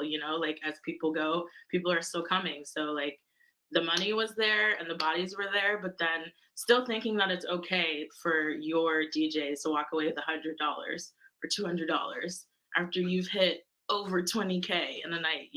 Like things like this have become so standard practice that people don't see how unethical it is anymore. And I think, like, this downtime has been just forced a lot of us to, like, really think about that, and like really think about how we need to be advocating for ourselves and for other people. And also, I want to go back to a little bit of what you said at the end of last question, Cornelius. I think though, like that infighting, I kind of also see that in between generations of Black DJs, of like older, DJs or producers feeling like younger Black people, it's like, you haven't paid your dues, you haven't done this, that, and it's like, I think a younger generation kind of feels like we're a little bit mentorless, because, like, we're trying to jump through the hoops of, like, making a name for ourselves and building it on our own merit. And then also just, like, I don't know, like, not really having as many elders as we should, like, reaching out and trying to bridge that gap and trying to make it a little smoother and better for that next person. And I think when that clicked for me, and, like, I also just love music history. So having learned, like, how much of the really monumental shit comes from people working intergenerationally, like, that really clicked for me. And then it just became my point to, like, seek out these conversations with elders. But I don't know, I think that is something that we may have to improve if we want to see the evolutions that we're talking about as well, how we're taking care of our own across just different diversity borders, whether it's older, younger, gay, straight, trans, cis. Like, we need to be kind of thinking about how we're bridging all of these gaps so that there's diversity within diversity, and, like, that's going to be a part of our power and how we can, like, come together and be stronger together, I think. Mm-hmm.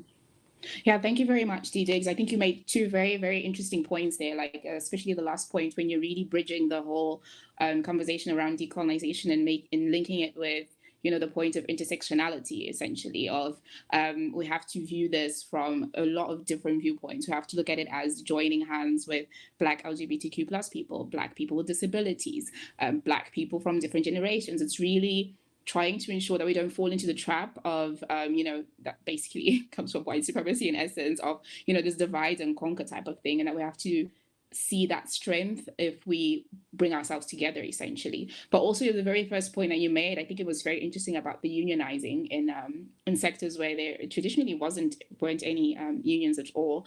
And I do think that is a very effective way of seeing, of ensuring at least that white people can, in a way, that's a very minimal way, of course, of contributing to, like, the whole decolonization struggle, but it is a very vivid example of how that can be done. But I don't know, maybe Zelda, if you have anything you want to say?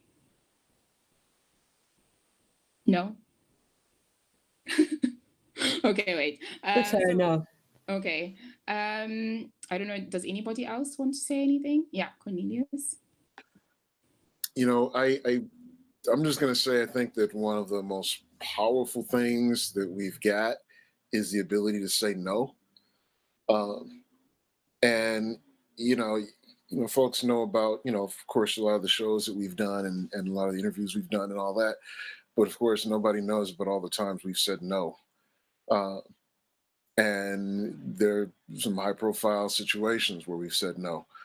And it's very, very, very important for everyone to be able to just be able to say that and to understand that they have the ability to say that and to use that power, because that's the power that you have. If you're looking at a situation and it doesn't look like it's fair or just or there's something that's just not right, you can say no. And people around you will say, oh, this is the greatest opportunity, and how can you say no to this? Well, you can say no because you can say it. And it's not that deep, but there's all this pressure sometimes for you to say it. And I'll say this too, and this is my confession, is that I constantly hear about being unfriendly. That's one of the slurs that gets thrown at you, is that you're not friendly enough, you're not you don't work with people enough, or whatever kind of junk, and it's all designed to get you to not be who you are, and to stop you from doing what you feel is right. And I'll say that, again, I've been victim of that. I've said yes to things and then regretted it and kicked myself, because I'm like, why did I do this when I knew that this was going to turn out this way? But it was because I gave in to that. So I'm saying that I think that everyone across the board needs to be able to say no. And I've had folks come at me with what comes to mind right off the top is that there was a contract for an artist that I was working with. A semi-major label wanted to sign this artist, and it was a horrible contract. And I kept asking for changes, and I was being told, oh, well, traditionally this is what we do. And I said, well, traditionally Black artists get robbed. So yeah, I don't care about tradition. Fuck tradition. My whole point is we're making a whole new tradition. So, why do I care?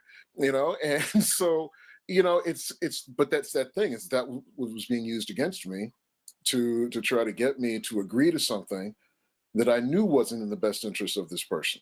So, we have to be able to say no. And I'm going to say, even in terms of, I guess in terms of calling out folks without naming names, there are events that happen here in Detroit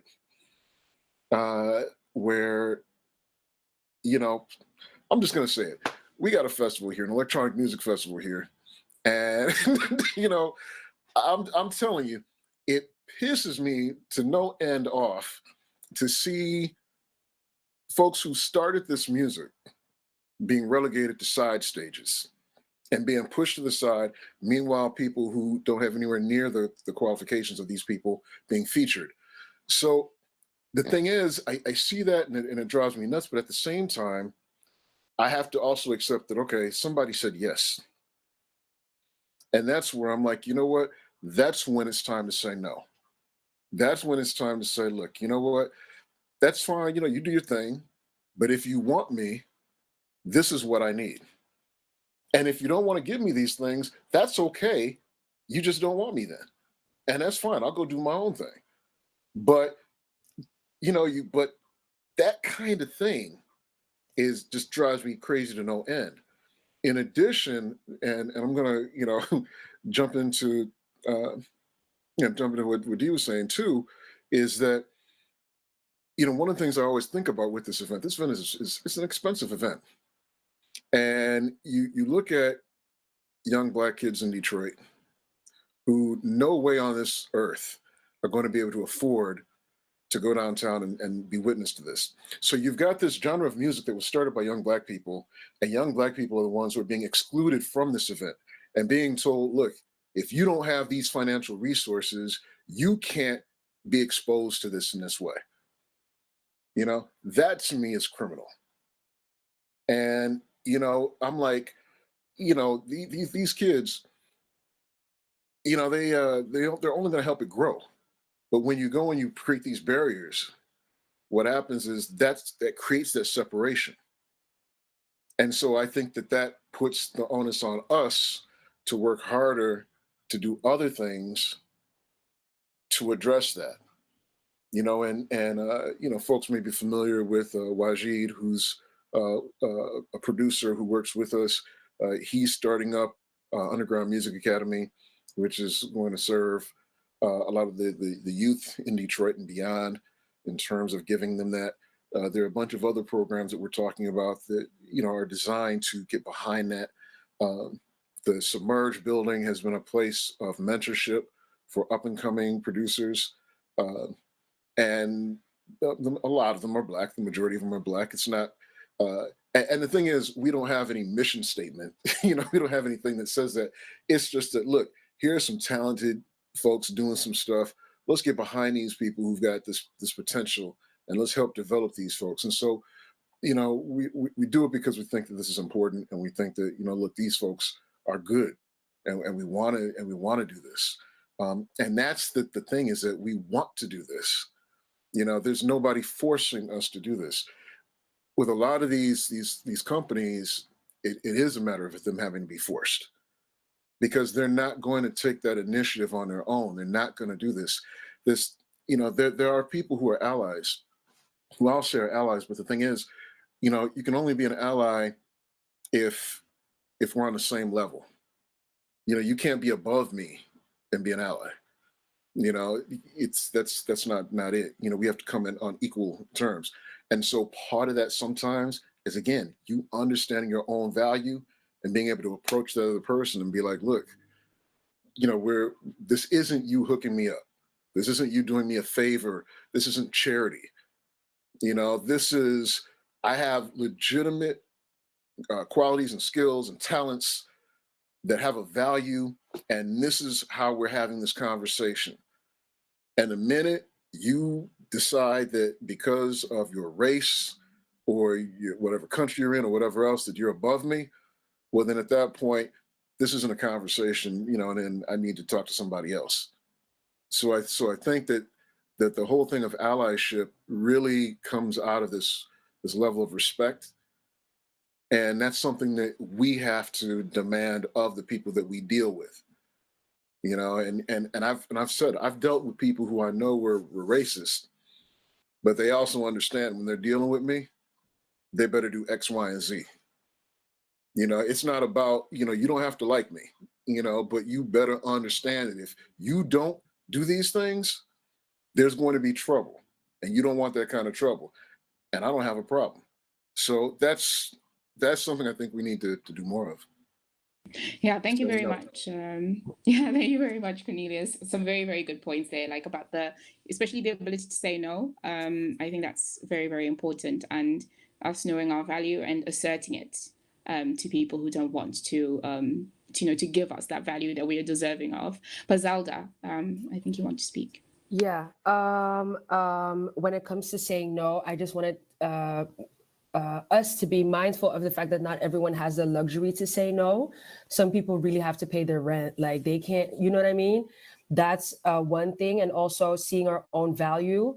I had my natural hair out for the first time, I think 5 years ago, after being called Black Pete every time around 5th of December. So loving my dark skin, loving my lips, my nose, all of that. Is something that I learned to do as an older person, or older, just as I'm maturing. But what I do see is my little sister, who's like 18, who will never show her natural hair. She will never do that, or at least now she will not do that.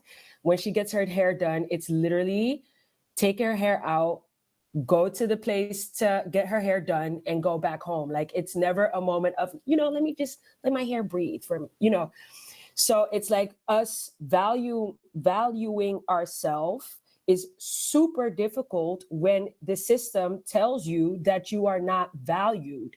So it's kind of, again, like okay, things that we can do. And I totally agree. Like, it's not as if we're like exempt from any work, but I do also want to like add that appendix, like it's extremely hard to do these things when it's constantly you're being beat down. You were talking about not being friendly.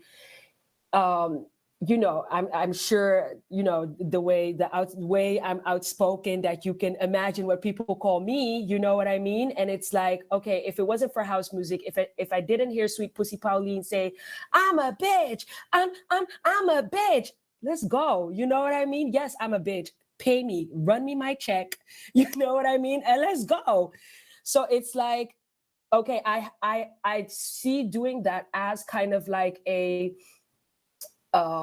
it's not a privilege. I don't know if it's inherent to my character, or if I was raised by my parents with pride, or if it was, I don't know. But I also do know that even me feeling strong, knowing that I'm perceived as strong, perhaps also, or often also misread as a bitch, even like, not even I'm suffering. Like, I feel super guilty after every meeting. I feel like I'm a opportunist for asking, telling them my fee. I feel like, you know, it's so hard. So it's like, how do you know what I mean? How do you say no if like a lot of stuff depend on it? And then also, you said the charity that you started with amazing DJs, and like an underground academy, or the person in Underground Resistance started with the academy. I also feel like in that, saying no is also maybe an interesting thing, to actually say no to people who are non-Sub-Saharan diasporic, and really saying, yo, this is really just for us at this moment. You know what I mean? And okay, fine, you're gonna get dragged for it, but at least you're able to preserve something, and really being able to stand in it. If you have the power to say no, instead of saying no to these white people, say no, or yeah, instead of saying no to these white people when it comes to like coin or whatever, say no to these white people of entering your spaces. You know what I mean?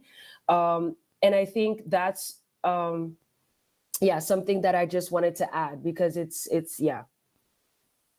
Okay. Yeah, thank you very much, Zelda. I see that we're kind of about to round up, but I just want to, yeah, Charles, I'm still going to come back to you, but because we're going to still have the Q&A, of course, so we have to check the time. But I definitely do think that was a very good point, Zelda, especially the point about, of course, Black people are not all capable of saying no to the same extent as some other people can, and so therefore, indeed, I think that also does come to the point that Dee Diggs also made earlier about like understanding the double-edged sword of tokenism. Because sometimes maybe we can see somebody who's Black and then think, oh, this person is a token, but then maybe we don't know the motives that the Black person had, and then in the process we're also then, you know, dehumanizing someone else who's Black, and we don't know the specific circumstances they found themselves in. But I also do think, Zelda, your point about how it's very hard to understand our value for ourselves as Black people, and I think of it, especially for me, like just as someone who's a Black woman, you can understand, like dark-skinned, you know, there's this whole, you know, the realm of colorism, and then there's a realm of misogynoir, and then there's a realm of, there's so many aspects to it that are very, very hard to fight back against, especially when you're very young. And then it takes a lot of time for you to finally get to that point where you finally do indeed value yourself, and can get to the point of asserting and saying no. And then you also do have a lot of those meetings where I also definitely come outside and I feel like, feel very guilty because I was so assertive, and people see me as, you know, this very rowdy and very aggressive person. But yeah, very valid points, Zelda. But Charles, you wanted to say? Yeah, so I was going to say, I think there are a lot of issues, but at the root, and to be honest, at the root of like a lot of society's ills is capitalism at the end of the day. And like Dee was saying, first off, with those promoters making 20K, that is insane. Never heard of anything like that. But I think in a system where they can book often, as I said, the same big white acts who the market deems to be worthy of these fees, And so they know that there'll be a guaranteed bet, so they can rely on that. But on the other side of the coin, with the tokenism, I kind of foresee a situation where Black people or people of color, full stop, may be valued in a certain way based almost on marketability, and how like that can be both a good and a bad thing, and it could be used to further their aims. But I think within all of this, what is important, and this relates to the whole knowing your worth, is finding your voice. And as you've all pointed out, that is bloody difficult. It is really hard. Speaking from personal experience with Unbound, when I created that, it's quite ironic because the whole idea of it is to know your worth and to reach your full potential and to truly like actualize yourself. And I've been running it for 3 years now. I'd say it's only really in the past 4 to 6 months I've really been living up with that. So even when this is the brand that I'm running, and as a Black person, it's what I preach, actually living that is a completely different experience. And it is difficult because the system where Westernism is central and where the Western or whereas the ideal beauty standard is white and westernized, trying to fight against those embedded ideals and pushing against that and making your own way and saying no is hard. But I think that's why it's important for us to, rather than infight, because unfortunately it is a fact that Black people do love to put each other down, uplift each other and help ourselves to make our way through the system as we are doing now, and just on a day-to-day basis, so that we can continue to push against these embedded ideas. Okay, yeah, thank you very much, Charles. So yeah, that was the question. It was a very interesting question, I think. And I think there were some very vivid examples of ways that we can sort of go forward on a structural to semi-structural level for us as Black people, but I think also for white people, just people holding power in general. One of the last big questions that I have was one when we're really also getting into the whole power thing and how sometimes individuals can also, then have this very, can have a very powerful effect in a sense on inflicting pain on Black people or communities where a lot of genres and communities actually emanate from. So to be very specific, I want to get into the discussion on like cultural appropriation, essentially. And because I feel like there's a lot of very, variating opinions on that. But I think, you then have people saying, oh, yeah, there's like a very distinct difference between cultural appropriation and cultural appreciation. And so therefore, white people can really, white people, or sometimes in some instances when it's not just, just about Black and white people, but it's also about like LGBTQ plus people, and specifically Black LGBTQ plus people. So then it's also like, oh yeah, Black cisgender people and so forth can participate in something and appreciate it and not necessarily appropriate it. But I think there's a question there to be said, like, is that inherently possible? Because the line, I think, is just so thin, in the sense that cultural appropriation is really also about power. And sometimes you inherently being white just gives you so much power that the line between appropriation and appreciation is just so blurred, and you just cross it so quickly. And sometimes the line between appropriation and appreciation is also so blurred because sometimes you as a cisgender person just have so much power, you hold so much power, that it's very, very difficult to see where you can stop and say, oh, this is appreciation or this is appropriation, because you are in essence, in some way, also participating in, inflicting pain and so forth, and further erasing people of a community and or people who built up a genre and so forth. So, I also wanted to hear from, in all of your respective sectors. I think, Zalda, in the beginning, you made like this very, succinct point about within ballroom, when you then go around and then you see you're basically seeing a lot of white people basically doing all of these things and getting all of these opportunities, and you're getting there and you're thinking, what happened here? We all had the examples of techno and so forth. And so I'm really curious to see, like, do you think there is this distinction between appropriation and appreciation? I'm curious to see. I don't know who may want to go first. As a cis person or a gender questioning person or just someone out and about, I do think there is a possibility to appreciate. If I look at, for instance, the category Vogue Femme, that is it's very clear. The category is called Vogue Femme. So you're voguing femme. You're honoring the femme bodies in ballroom when you're voguing femme. So often when the category is written, it's also written in a way like, oh, bring it like Allura, or you know what I mean? Bring it like your femme queen ancestors.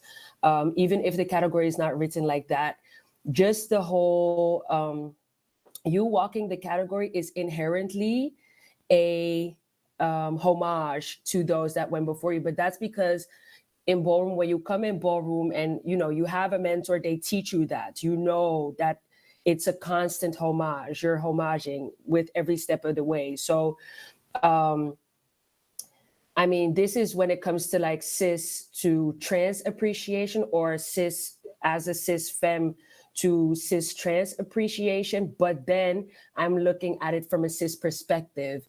So I don't know how a trans person or a trans femme person would feel about Vogue Femme. What I do know is that a lot of femme queens, educated and not even only educated, took care of a lot of butch queens, butch queen, black gay male, butch queens, and taught them the movements and everything. So I think, I mean, it's possible, but then when it comes to white or non-black people towards black culture, I don't know. I don't know. Yeah, thank you very much, Zelda, for that perspective within ballroom culture. But I think, yeah, Dee Diggs. Yeah, I mean, I definitely think that this is like a question and a discussion that happens a lot. And I think that, going back to identity politics and people using that term, which actually just gave us like the words to be able to put words on all of these things, that are just like these multifaceted parts of that make up an individual person kind of being skewed in a negative way. And I think we see like these words come up online, and it is when people are being critical. But I think that that critical conversation is really important. A lot of people, especially since this was an election year, now like cancel culture is also this big buzzword, and people basically conflate the two. Like cultural appropriation equals cancel culture to them, when it's like, no, like we need to be able to actually have some critical thought about things, and not just check everything like, okay, that's fine, like passively, like an algorithm would, for example. Like I think that's a part of like being human and being in just like in constant conversation and criticism of everything that's coming past you, because we live in an age where we're just imbibed with so much information, so much culture from all different directions. And so I think that, it just shows how telling it is when people really center themselves, whether they're engaging in cultural appropriation or cultural appreciation, and it shows in how they respond to criticism, and it shows in whether it's a conversation or whether it's something that's, whether that initial denial or defensiveness is just where the conversation ends. I think that really gives you a clue into someone's original intent, and like I don't have a problem with like white DJs playing house music. Like if you do it well, I mean, like I'm gonna assume that you're a biter offhand, just so people assume I'm a token offhand. But like I walk into music with an open mind, like I'm gonna let my ears do the judging.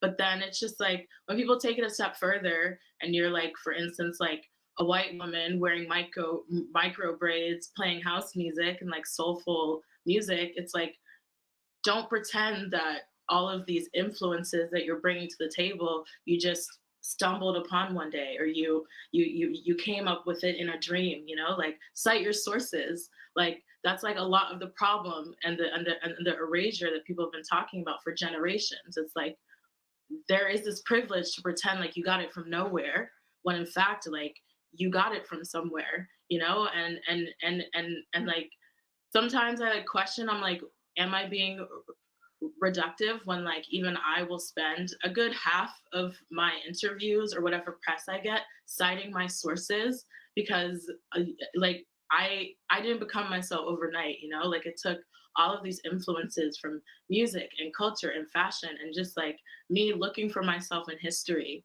and like finding amazing people who looked like me, who innovated things, you know, who were able to like I don't know, just like completely transform themselves through their own kind of like creative prowess. And like, me borrowing from that, like, it's really important to me to cite my sources and to let people know, like, I didn't just wake up and become Dee Diggs. Like, I was able to dream it up, because it's like there's all of this history that predicates who I am and what I like.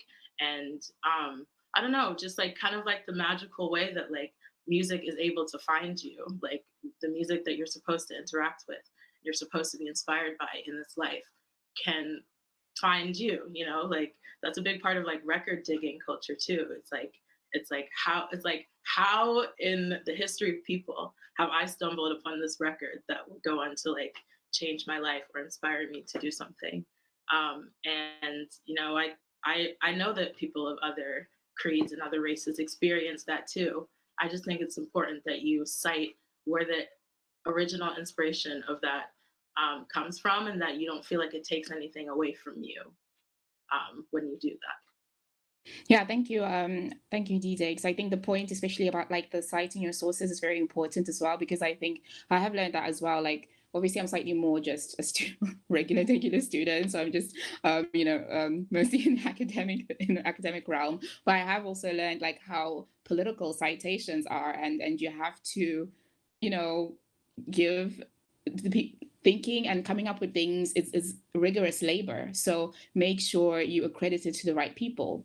And I also think the part, the part where you were saying that you can clearly feel like there's a certain line that is crossed when you then have somebody who's going around with these microbraids and then just going full on some type of minstrel show in some way, or just really trying to, you know, really cross the line.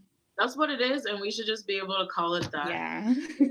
Yeah. Yeah, definitely. And I think there's how it feels, you know? Yeah, it definitely does feel like, it feels like a show. It feels like a minstrel show, and it's also, it causes pain as well, because I think and it inflicts violence on Black people, LGBTQ plus people at those intersections, because although a culture or a genre or whatever it is originates from Black people or LGBTQ plus people at those intersections, it leads to then racist, homophobic, transphobic generalizations, stereotypes, and so forth, and tropes.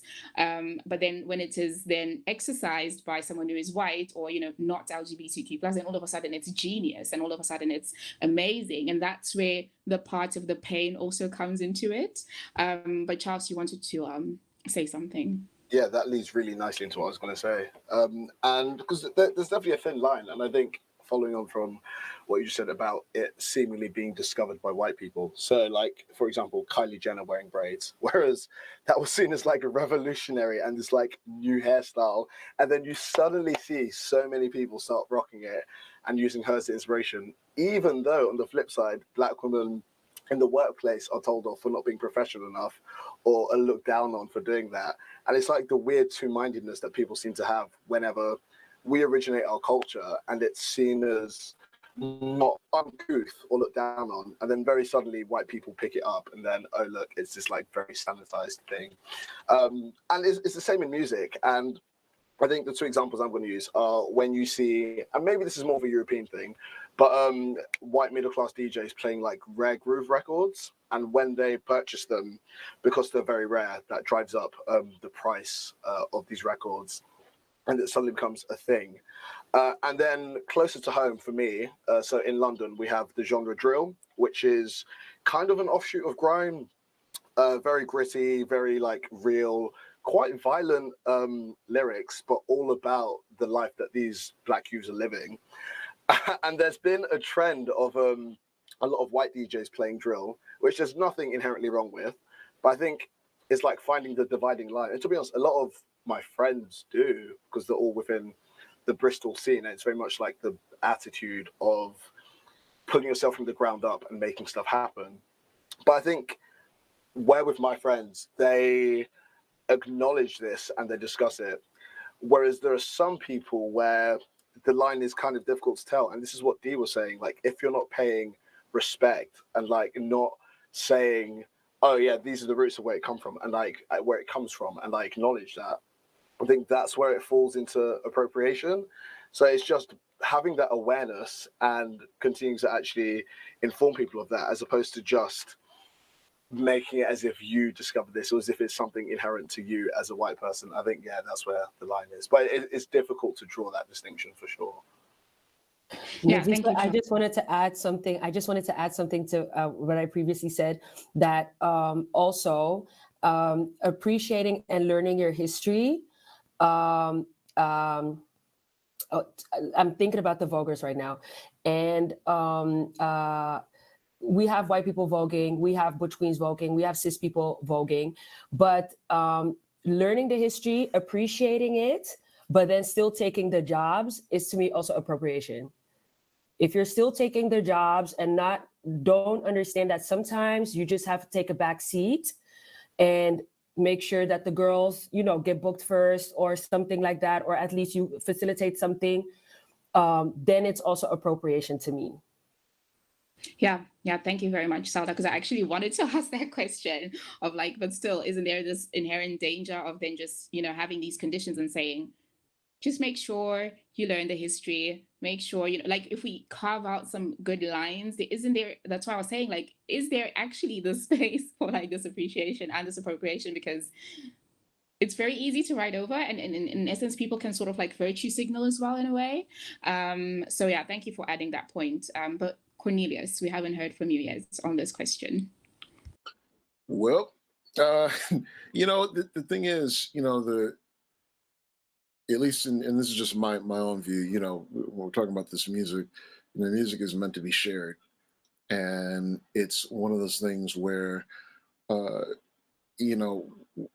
you may be, whatever your race or background or whatever else, if you appreciate the music, that's what's important. And if you want to play the music, that's cool. I think that what becomes problematic is when you say, okay, then what I'm going to do is I'm going to make a fake name and pretend that I'm Black, and then I'm going to take these bookings or do this stuff and imitate this. That's when it becomes an issue. It becomes an issue when, there's the whole colonial mindset of coming across something and being like, look what I found, ignoring the fact that no, actually, we've been doing this for all this time. It manifests itself in like who is it? The one artist, Black China, had the Bantu knots. And they're like, oh, look, she's modeling herself after Bjork. And it was like, no, it's not. This Black woman is not modeling herself after this European woman. That's not what's happening. There's and even in terms of, a lot of people in alternative circles, you've got someone like, and I'm going to say Grace Jones, who is a pioneer in so many different ways, and yet folks don't give her credit. I see your great. Yes.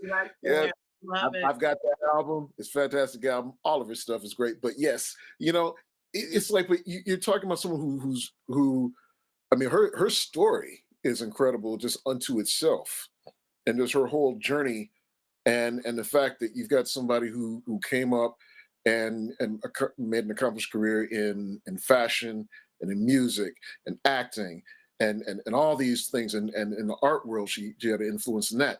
And it's like, but in terms of giving credit, it's like this thing of, folks have to pretty much, hold Lady Gaga's feet to the fire before she says, "Oh yeah, I took this off from her." Okay, well, it's like, look, that shouldn't be required, and there's no harm in saying, you do what you do, but there's no harm in saying that, look, this is my inspiration. This is where I get this from. And that's the thing. It's like, give credit where it's due. That's what I would say. I'm like, yeah, engage in whatever, but give proper credit. And it doesn't hurt you to acknowledge me. I mean, that's what's crazy about it. Some folks want to act like this is this big, thing, and it's like, nah, just acknowledge it. Just say, yeah, this is where we get it from. And turn some people on to what we're doing. If we've inspired you, then let people know that.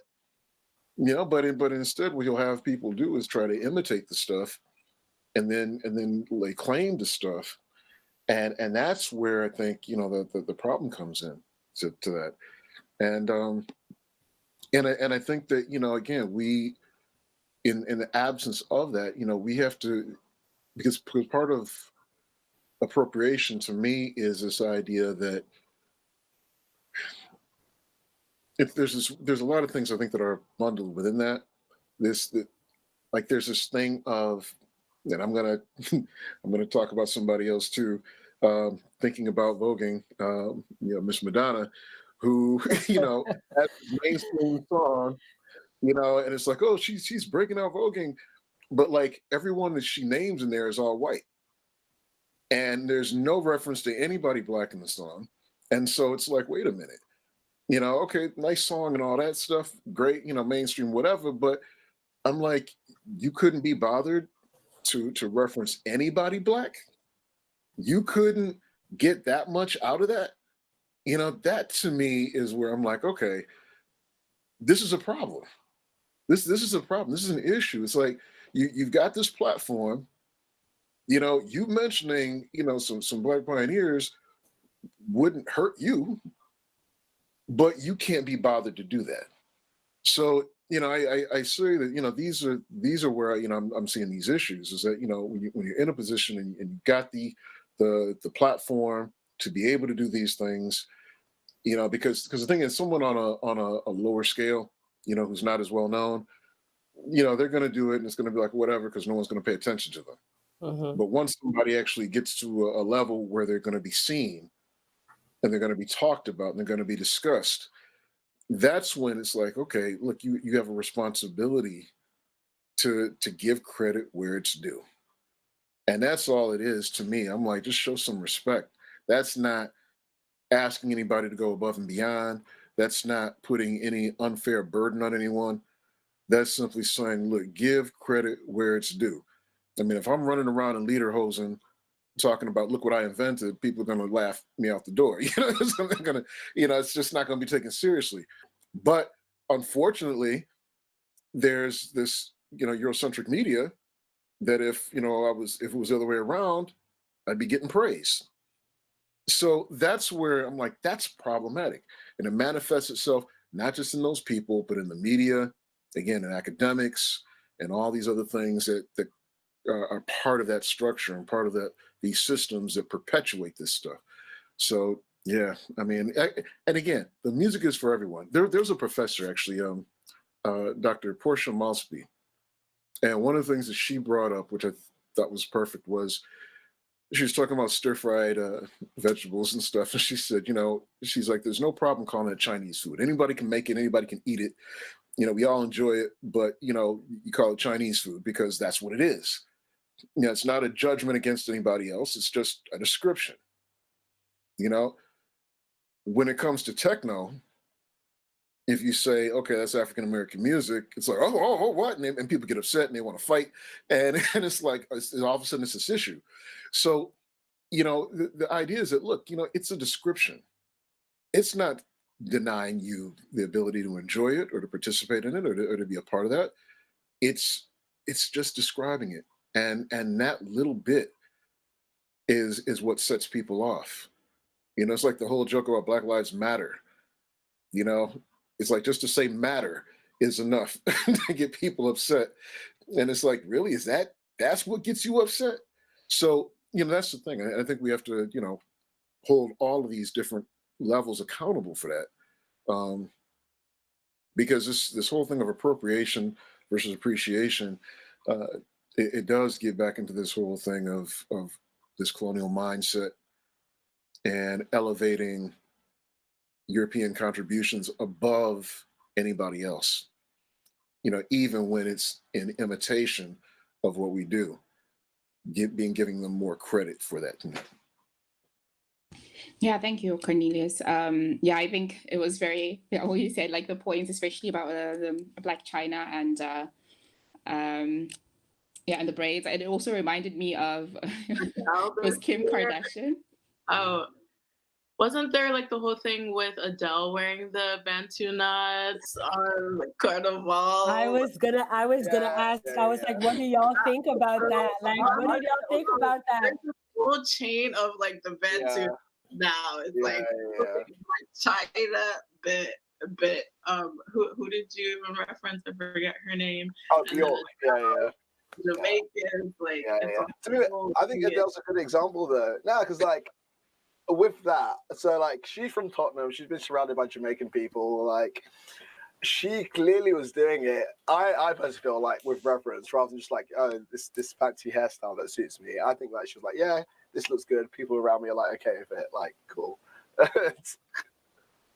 Yeah, but also, I just feel like Carnival, and like I'm not of Caribbean culture, I'm of African culture, so I know that like that part is not necessarily, it's connected, but it's like not my thing either. But I just feel like the femmes really turn it out. Like you will see some of the most beautiful like costumes and just people like that these costumes were like fit to them, it's personalized.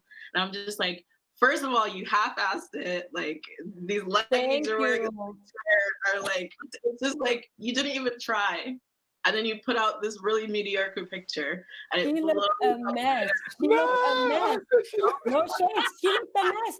And then, because she lost all of that weight, so you know what I mean. She gave also very, and then you just gave very struggle wings, struggle bantu. I was like, slather some makeup on, girl. Like, give us some glam. Like, what's glam? What the hell was that? If you're gonna do it well. You know what I mean? Like, come on. Yeah, but I also just think, in essence, like even like with the whole with the example of Adele, I did think I was following it slightly more on Twitter, which I guess is maybe not the best platform to get your opinions off of. But I just saw how the Twitter conversation was going on. I felt like I didn't really. A lot of people, what usually happens with the whole cultural appropriation thing is just then it's usually white people or just people who are not of a certain culture, of a certain genre, then being like, oh, but it's not a problem. It's not a problem. And I'm thinking, but who are you to like decide on that? I think that's also something that also gets me a bit annoyed in that conversation as well. But the other example that I was thinking about was Kim Kardashian with her. I think it was the Fulani braids. Yes, she had Fulani braids, and then they were like, "Oh, look at these Bo Derek braids," and I was thinking, like that is not, that's not what it is. But I think we're gonna just get like one last remark so that we can do the one question that people behind the scenes have received. So maybe, it's 2 questions. Okay, yeah, it's 2 questions. So maybe like last remarks from everybody before we go on, obviously, to the Q&A. So what I was going to say was just about the appreciation point, and I'll try and wrap up what I've been saying all along. So yeah, I think with all of this is ultimately like anything that threatens like the white monolith that is in culture, like that is seen as an issue. So with the whole appropriation point, white people acting as if they've discovered this, save techno, and when you point out that it is black, they're like, oh no, well, like it's our thing because it threatens the standard that is embedded in society. But it's so insidious that it even spreads to black people. So when you talk to black people about techno, they'll be like, oh, what, you mean that white music? And you're like, well, no, like Underground Resistance is actually very soulful. It came from this, from struggle and oppression. But I think it's a matter of educating people and like sort of turning the tide against the way that it has been viewed in this sense. But that obviously just takes a lot of work and a lot of pushing forward, but that doesn't mean that it shouldn't be done, of course. Yeah, I hope that like sort of tied everything up. Okay, yeah, thank you. Thank you all very much. I'm now gonna go on to the Q&A. So somebody else will be reading out those questions, and then we can get on the discussion. Yeah, we have two questions. The one is from Coleman, the first one. One is like wholesale monetization across a cultural spectrum is toxic to all arts.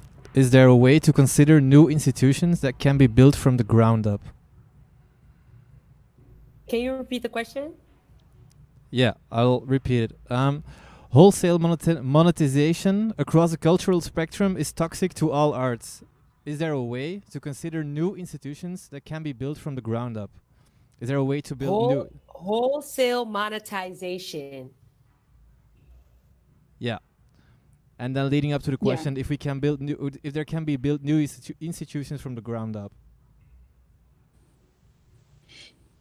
So yeah, I think in a sense, I feel the question kind of also touches on, I guess, how capitalism then does makes it hard in essence to really ensure that you can start from the bottom up, because capitalism is just so pervasive in the sense that it stifles any sort of progression, because it'll then, it's just very dangerous to capitalism in essence. Sorry to interrupt you there. So the second question actually is like, the intersection of racism and capitalism seems quite interesting. That's what Katerina says. And the question is to you, to the panel, if you could elaborate further on that. To what extent does capitalism influence racism and uphold the racist structures today? Yeah, okay, so in essence, I think the two questions sort of come together. Racism, capitalism, is it racism exacerbating capitalism, or is it capitalism exacerbating racism? I think that's a valid question.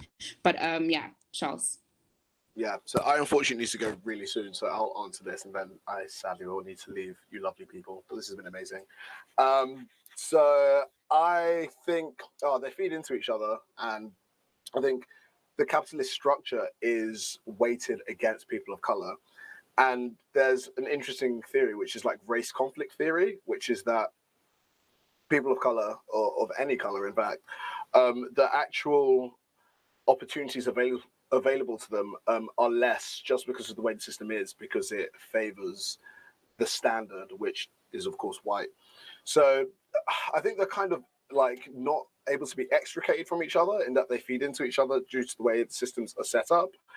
But in terms of setting up institutions separate from this, I think it's possible to create systems with good intention that might be anti-capitalistic or might have anti-capitalist intentions, but existing within the structure, if that makes sense. So then it's just a matter of ensuring that you continue to work with like-minded individuals to keep furthering those aims and continuing to bolster your strength and power.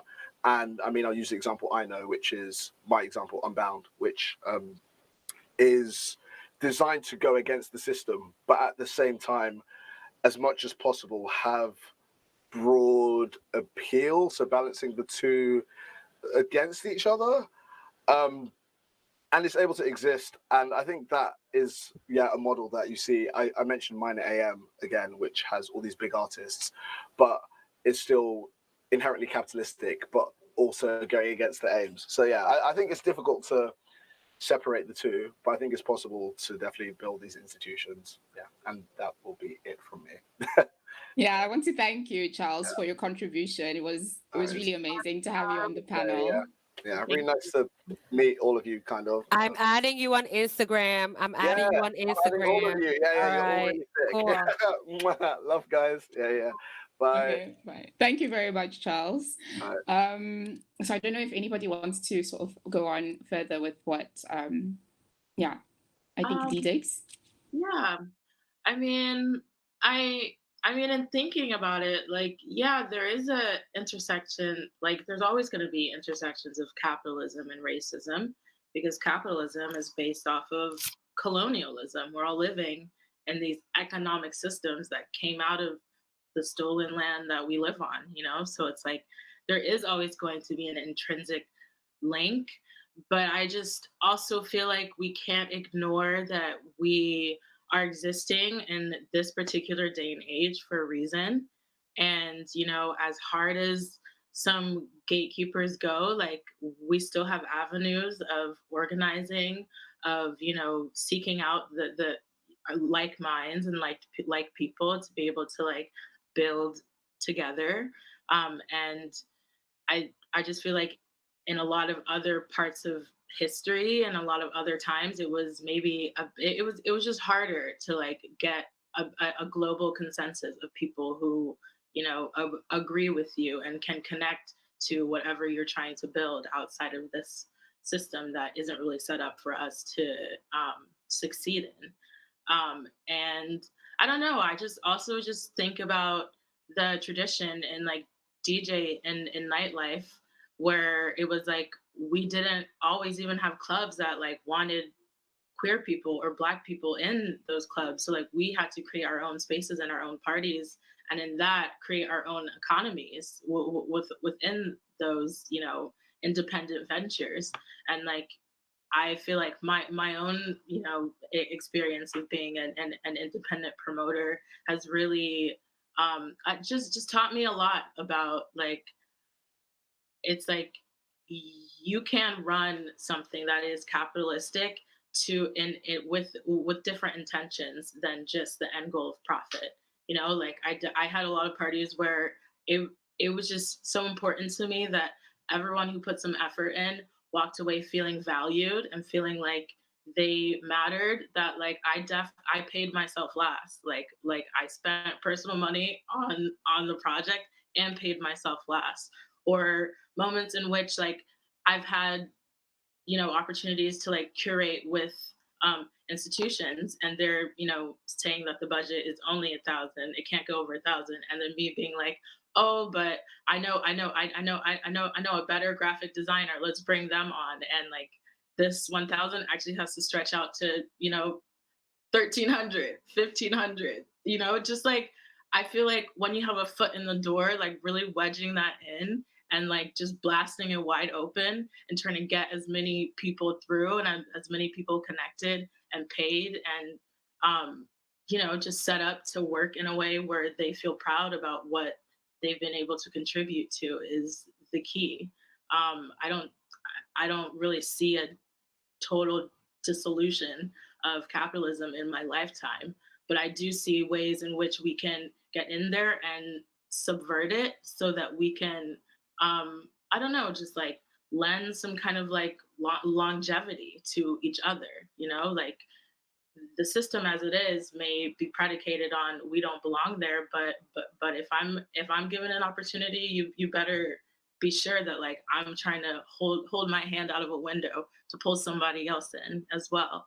And I think if you know, marginalized people, if we're all thinking this way about each other, it'd be way easier for us to integrate in a way where we're not just assimilating, where we're integrating to actually evolve things so that there's more of us present at the table making decisions, you know, rather than asking for fees or crumbs always. So yeah, that's my take on it. Okay, yeah, thank you, Dee Diggs. But I don't know, maybe Cornelius or Zelda, if you have anything that you want to add on that aspect of, you know, the intersection of racism and capitalism.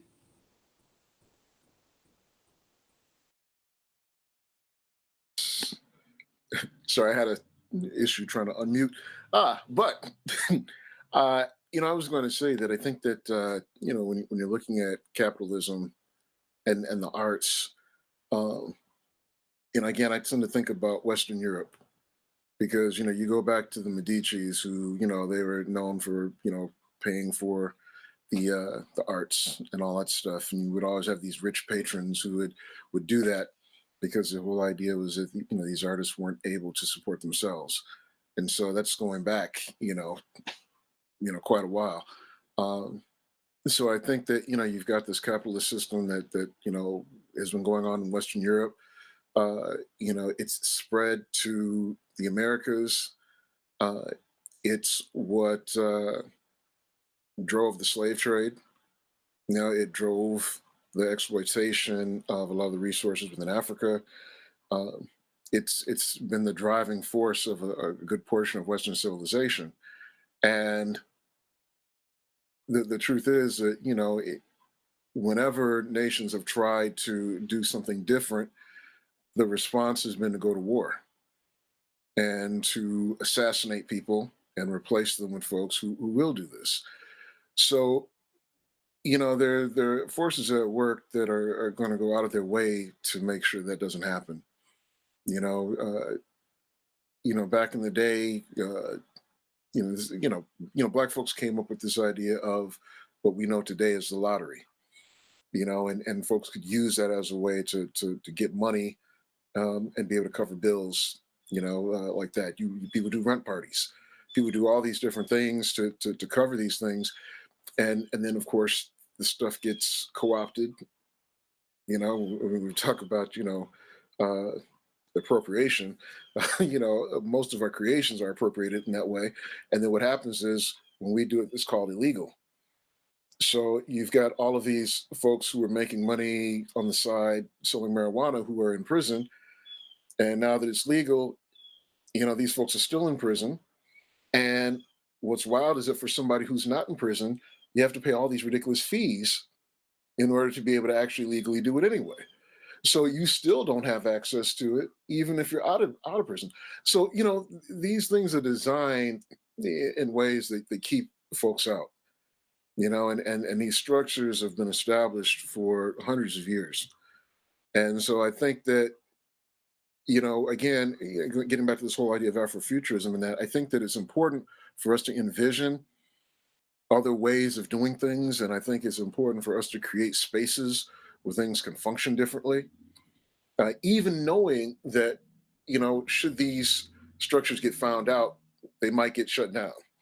They might be declared illegal. They might be, whatever. But as long as we can do them, we're going to be able to inspire other people, and maybe what we do lasts X number of years, but then the person who comes afterwards is able to come up with something else that goes even longer. Who knows, but we just do it. So I think it's important that we try to come up with different ideas and different ways of doing things, but then we also have to understand that this is what we're living in, this is what we're dealing with. And my concern sometimes is that when I hear some of these conversations, it takes away from some of the stuff that we talked about earlier in terms of equity, in terms of pay and compensation for what we do. The line that I used to hear whenever somebody was trying to rob us was, "Oh, I thought you were in it for the music, not for the money." And you guys are supposed to be underground, and I'm like, so underground means that we just never get paid. We just, how are we gonna, survive ourselves? How are we supposed to be doing this if you're going to sit back and deny us what we deserve? So I think we have to be careful about these conversations as well when we talk about something outside of the capitalist structure, because I think that's extremely important. But we also have to make sure, recognizing what we're living in right now, that we're not being cheated in the name of being underground or whatever tagline someone wants to put on you. Because what happens is you get the blues artists, and I'm thinking about blues artists, and it'll be techno and everyone else coming afterwards who pioneer this stuff. And then when they die, people have to do fundraisers for their funerals because they weren't compensated like they should have been. Meanwhile, these other folk have millions of dollars based on what they've done. And again, not to slam anybody, but you got folks like, the Rolling Stones, those guys are set forever. But how did they become the Rolling Stones? It was through these Black blues artists from the United States that they got inspired by. And it's what led to them becoming the entity that they are. So it's like, look, yeah, we can talk about alternative systems, or whatever else, but we also have to look at the reality of what's happening and what's going on, and saying, look, let's get some equality. And again, let's get on the same level, and then we can have this conversation about changing stuff. But it's difficult to talk to me about that when we're dealing with this right now.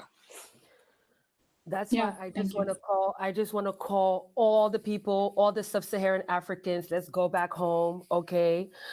We have everything over there. Make sure that we don't become the colonizers, okay, when we go there, and that we don't become the ones that are trying to tell, the girls how to move. But we have everything already. It's just not here, but we have it. And then let's see what happens with Europe. Let's see what happens with the Western countries when the cleaners are gone, when the nurses are gone, when the teachers are gone, when the musicians are gone, when the artists are gone, all home, creating, doing stuff. Let's see what happens then. That to me is Afrofuturism. That is tangible. So let's go. And when it comes to also, I just want to share, when it comes to this talk, I'm super curious to see what Horst will do. Horst, this is our second time together. I'm very curious. You talked about the fact that y'all wanted to do a practice. How do you call it? Y'all wanted to assess your practice and your decolonizing work. But I do stress that decolonization can only be done with the victims of decolonization. And I want to 100% stress that for not only Horst, but every other party that is hosting these type of talks and doing these type of things, that is a continuous practice. This is something you have to do day in, day out, not when it's hot, also when it's not, okay? And that it's done with the people who are suffering the most from it. So that's just something that I wanted to share, because I know it was till 17:45 max, and I also have to pee. But no, I could not, imagine better words to bring this discussion to a close, because that is also something that frustrates me a lot. Your point, Zelda, about institutions, and then I'm speaking from what I see my university doing, for example, is they see decolonization as like this checkbox type of thing of like, oh, decolonization is hot, we should do something about it, and then they do a very watered down version of it, and then they're like, okay, check the box, we've decolonized. And I'm like, how did you decolonize, and when and where? Because it's not something that you just do and you just tick it off a box. It's a very continuous process. And when did you decolonize? Because for as far as I know, it's only white people in these structures. So how do you do that? So I think that is, I can't add on better to what you have said. But right now, as I see, it's 5:45 on the dot. So I want to thank you, all the panelists, for this very, very, very amazing discussion. I really learned a lot from it. And I hope all the people watching from home or wherever they are did too. And I hope that institutions and all, people with power are also really thinking about, their part in trying to change, the reality as we know it today. And I hope that Black people who are all watching and who all function within the cultural sector also feel very revitalized and very inspired to think of, futures and realities that we don't know yet, but that will function for us in the time to come. So thank you all very much, and I'm not going to be leaving you. Bye. And everyone's invited to Detroit. COVID is done. I'm coming. I swear to God, I'm coming next year. You're saying this right now. I'm coming. Yes. All right. Okay. Only if this Rona's gone. Inshallah. By God's grace. Taste of techno. Let's do it. Okay, good. All right.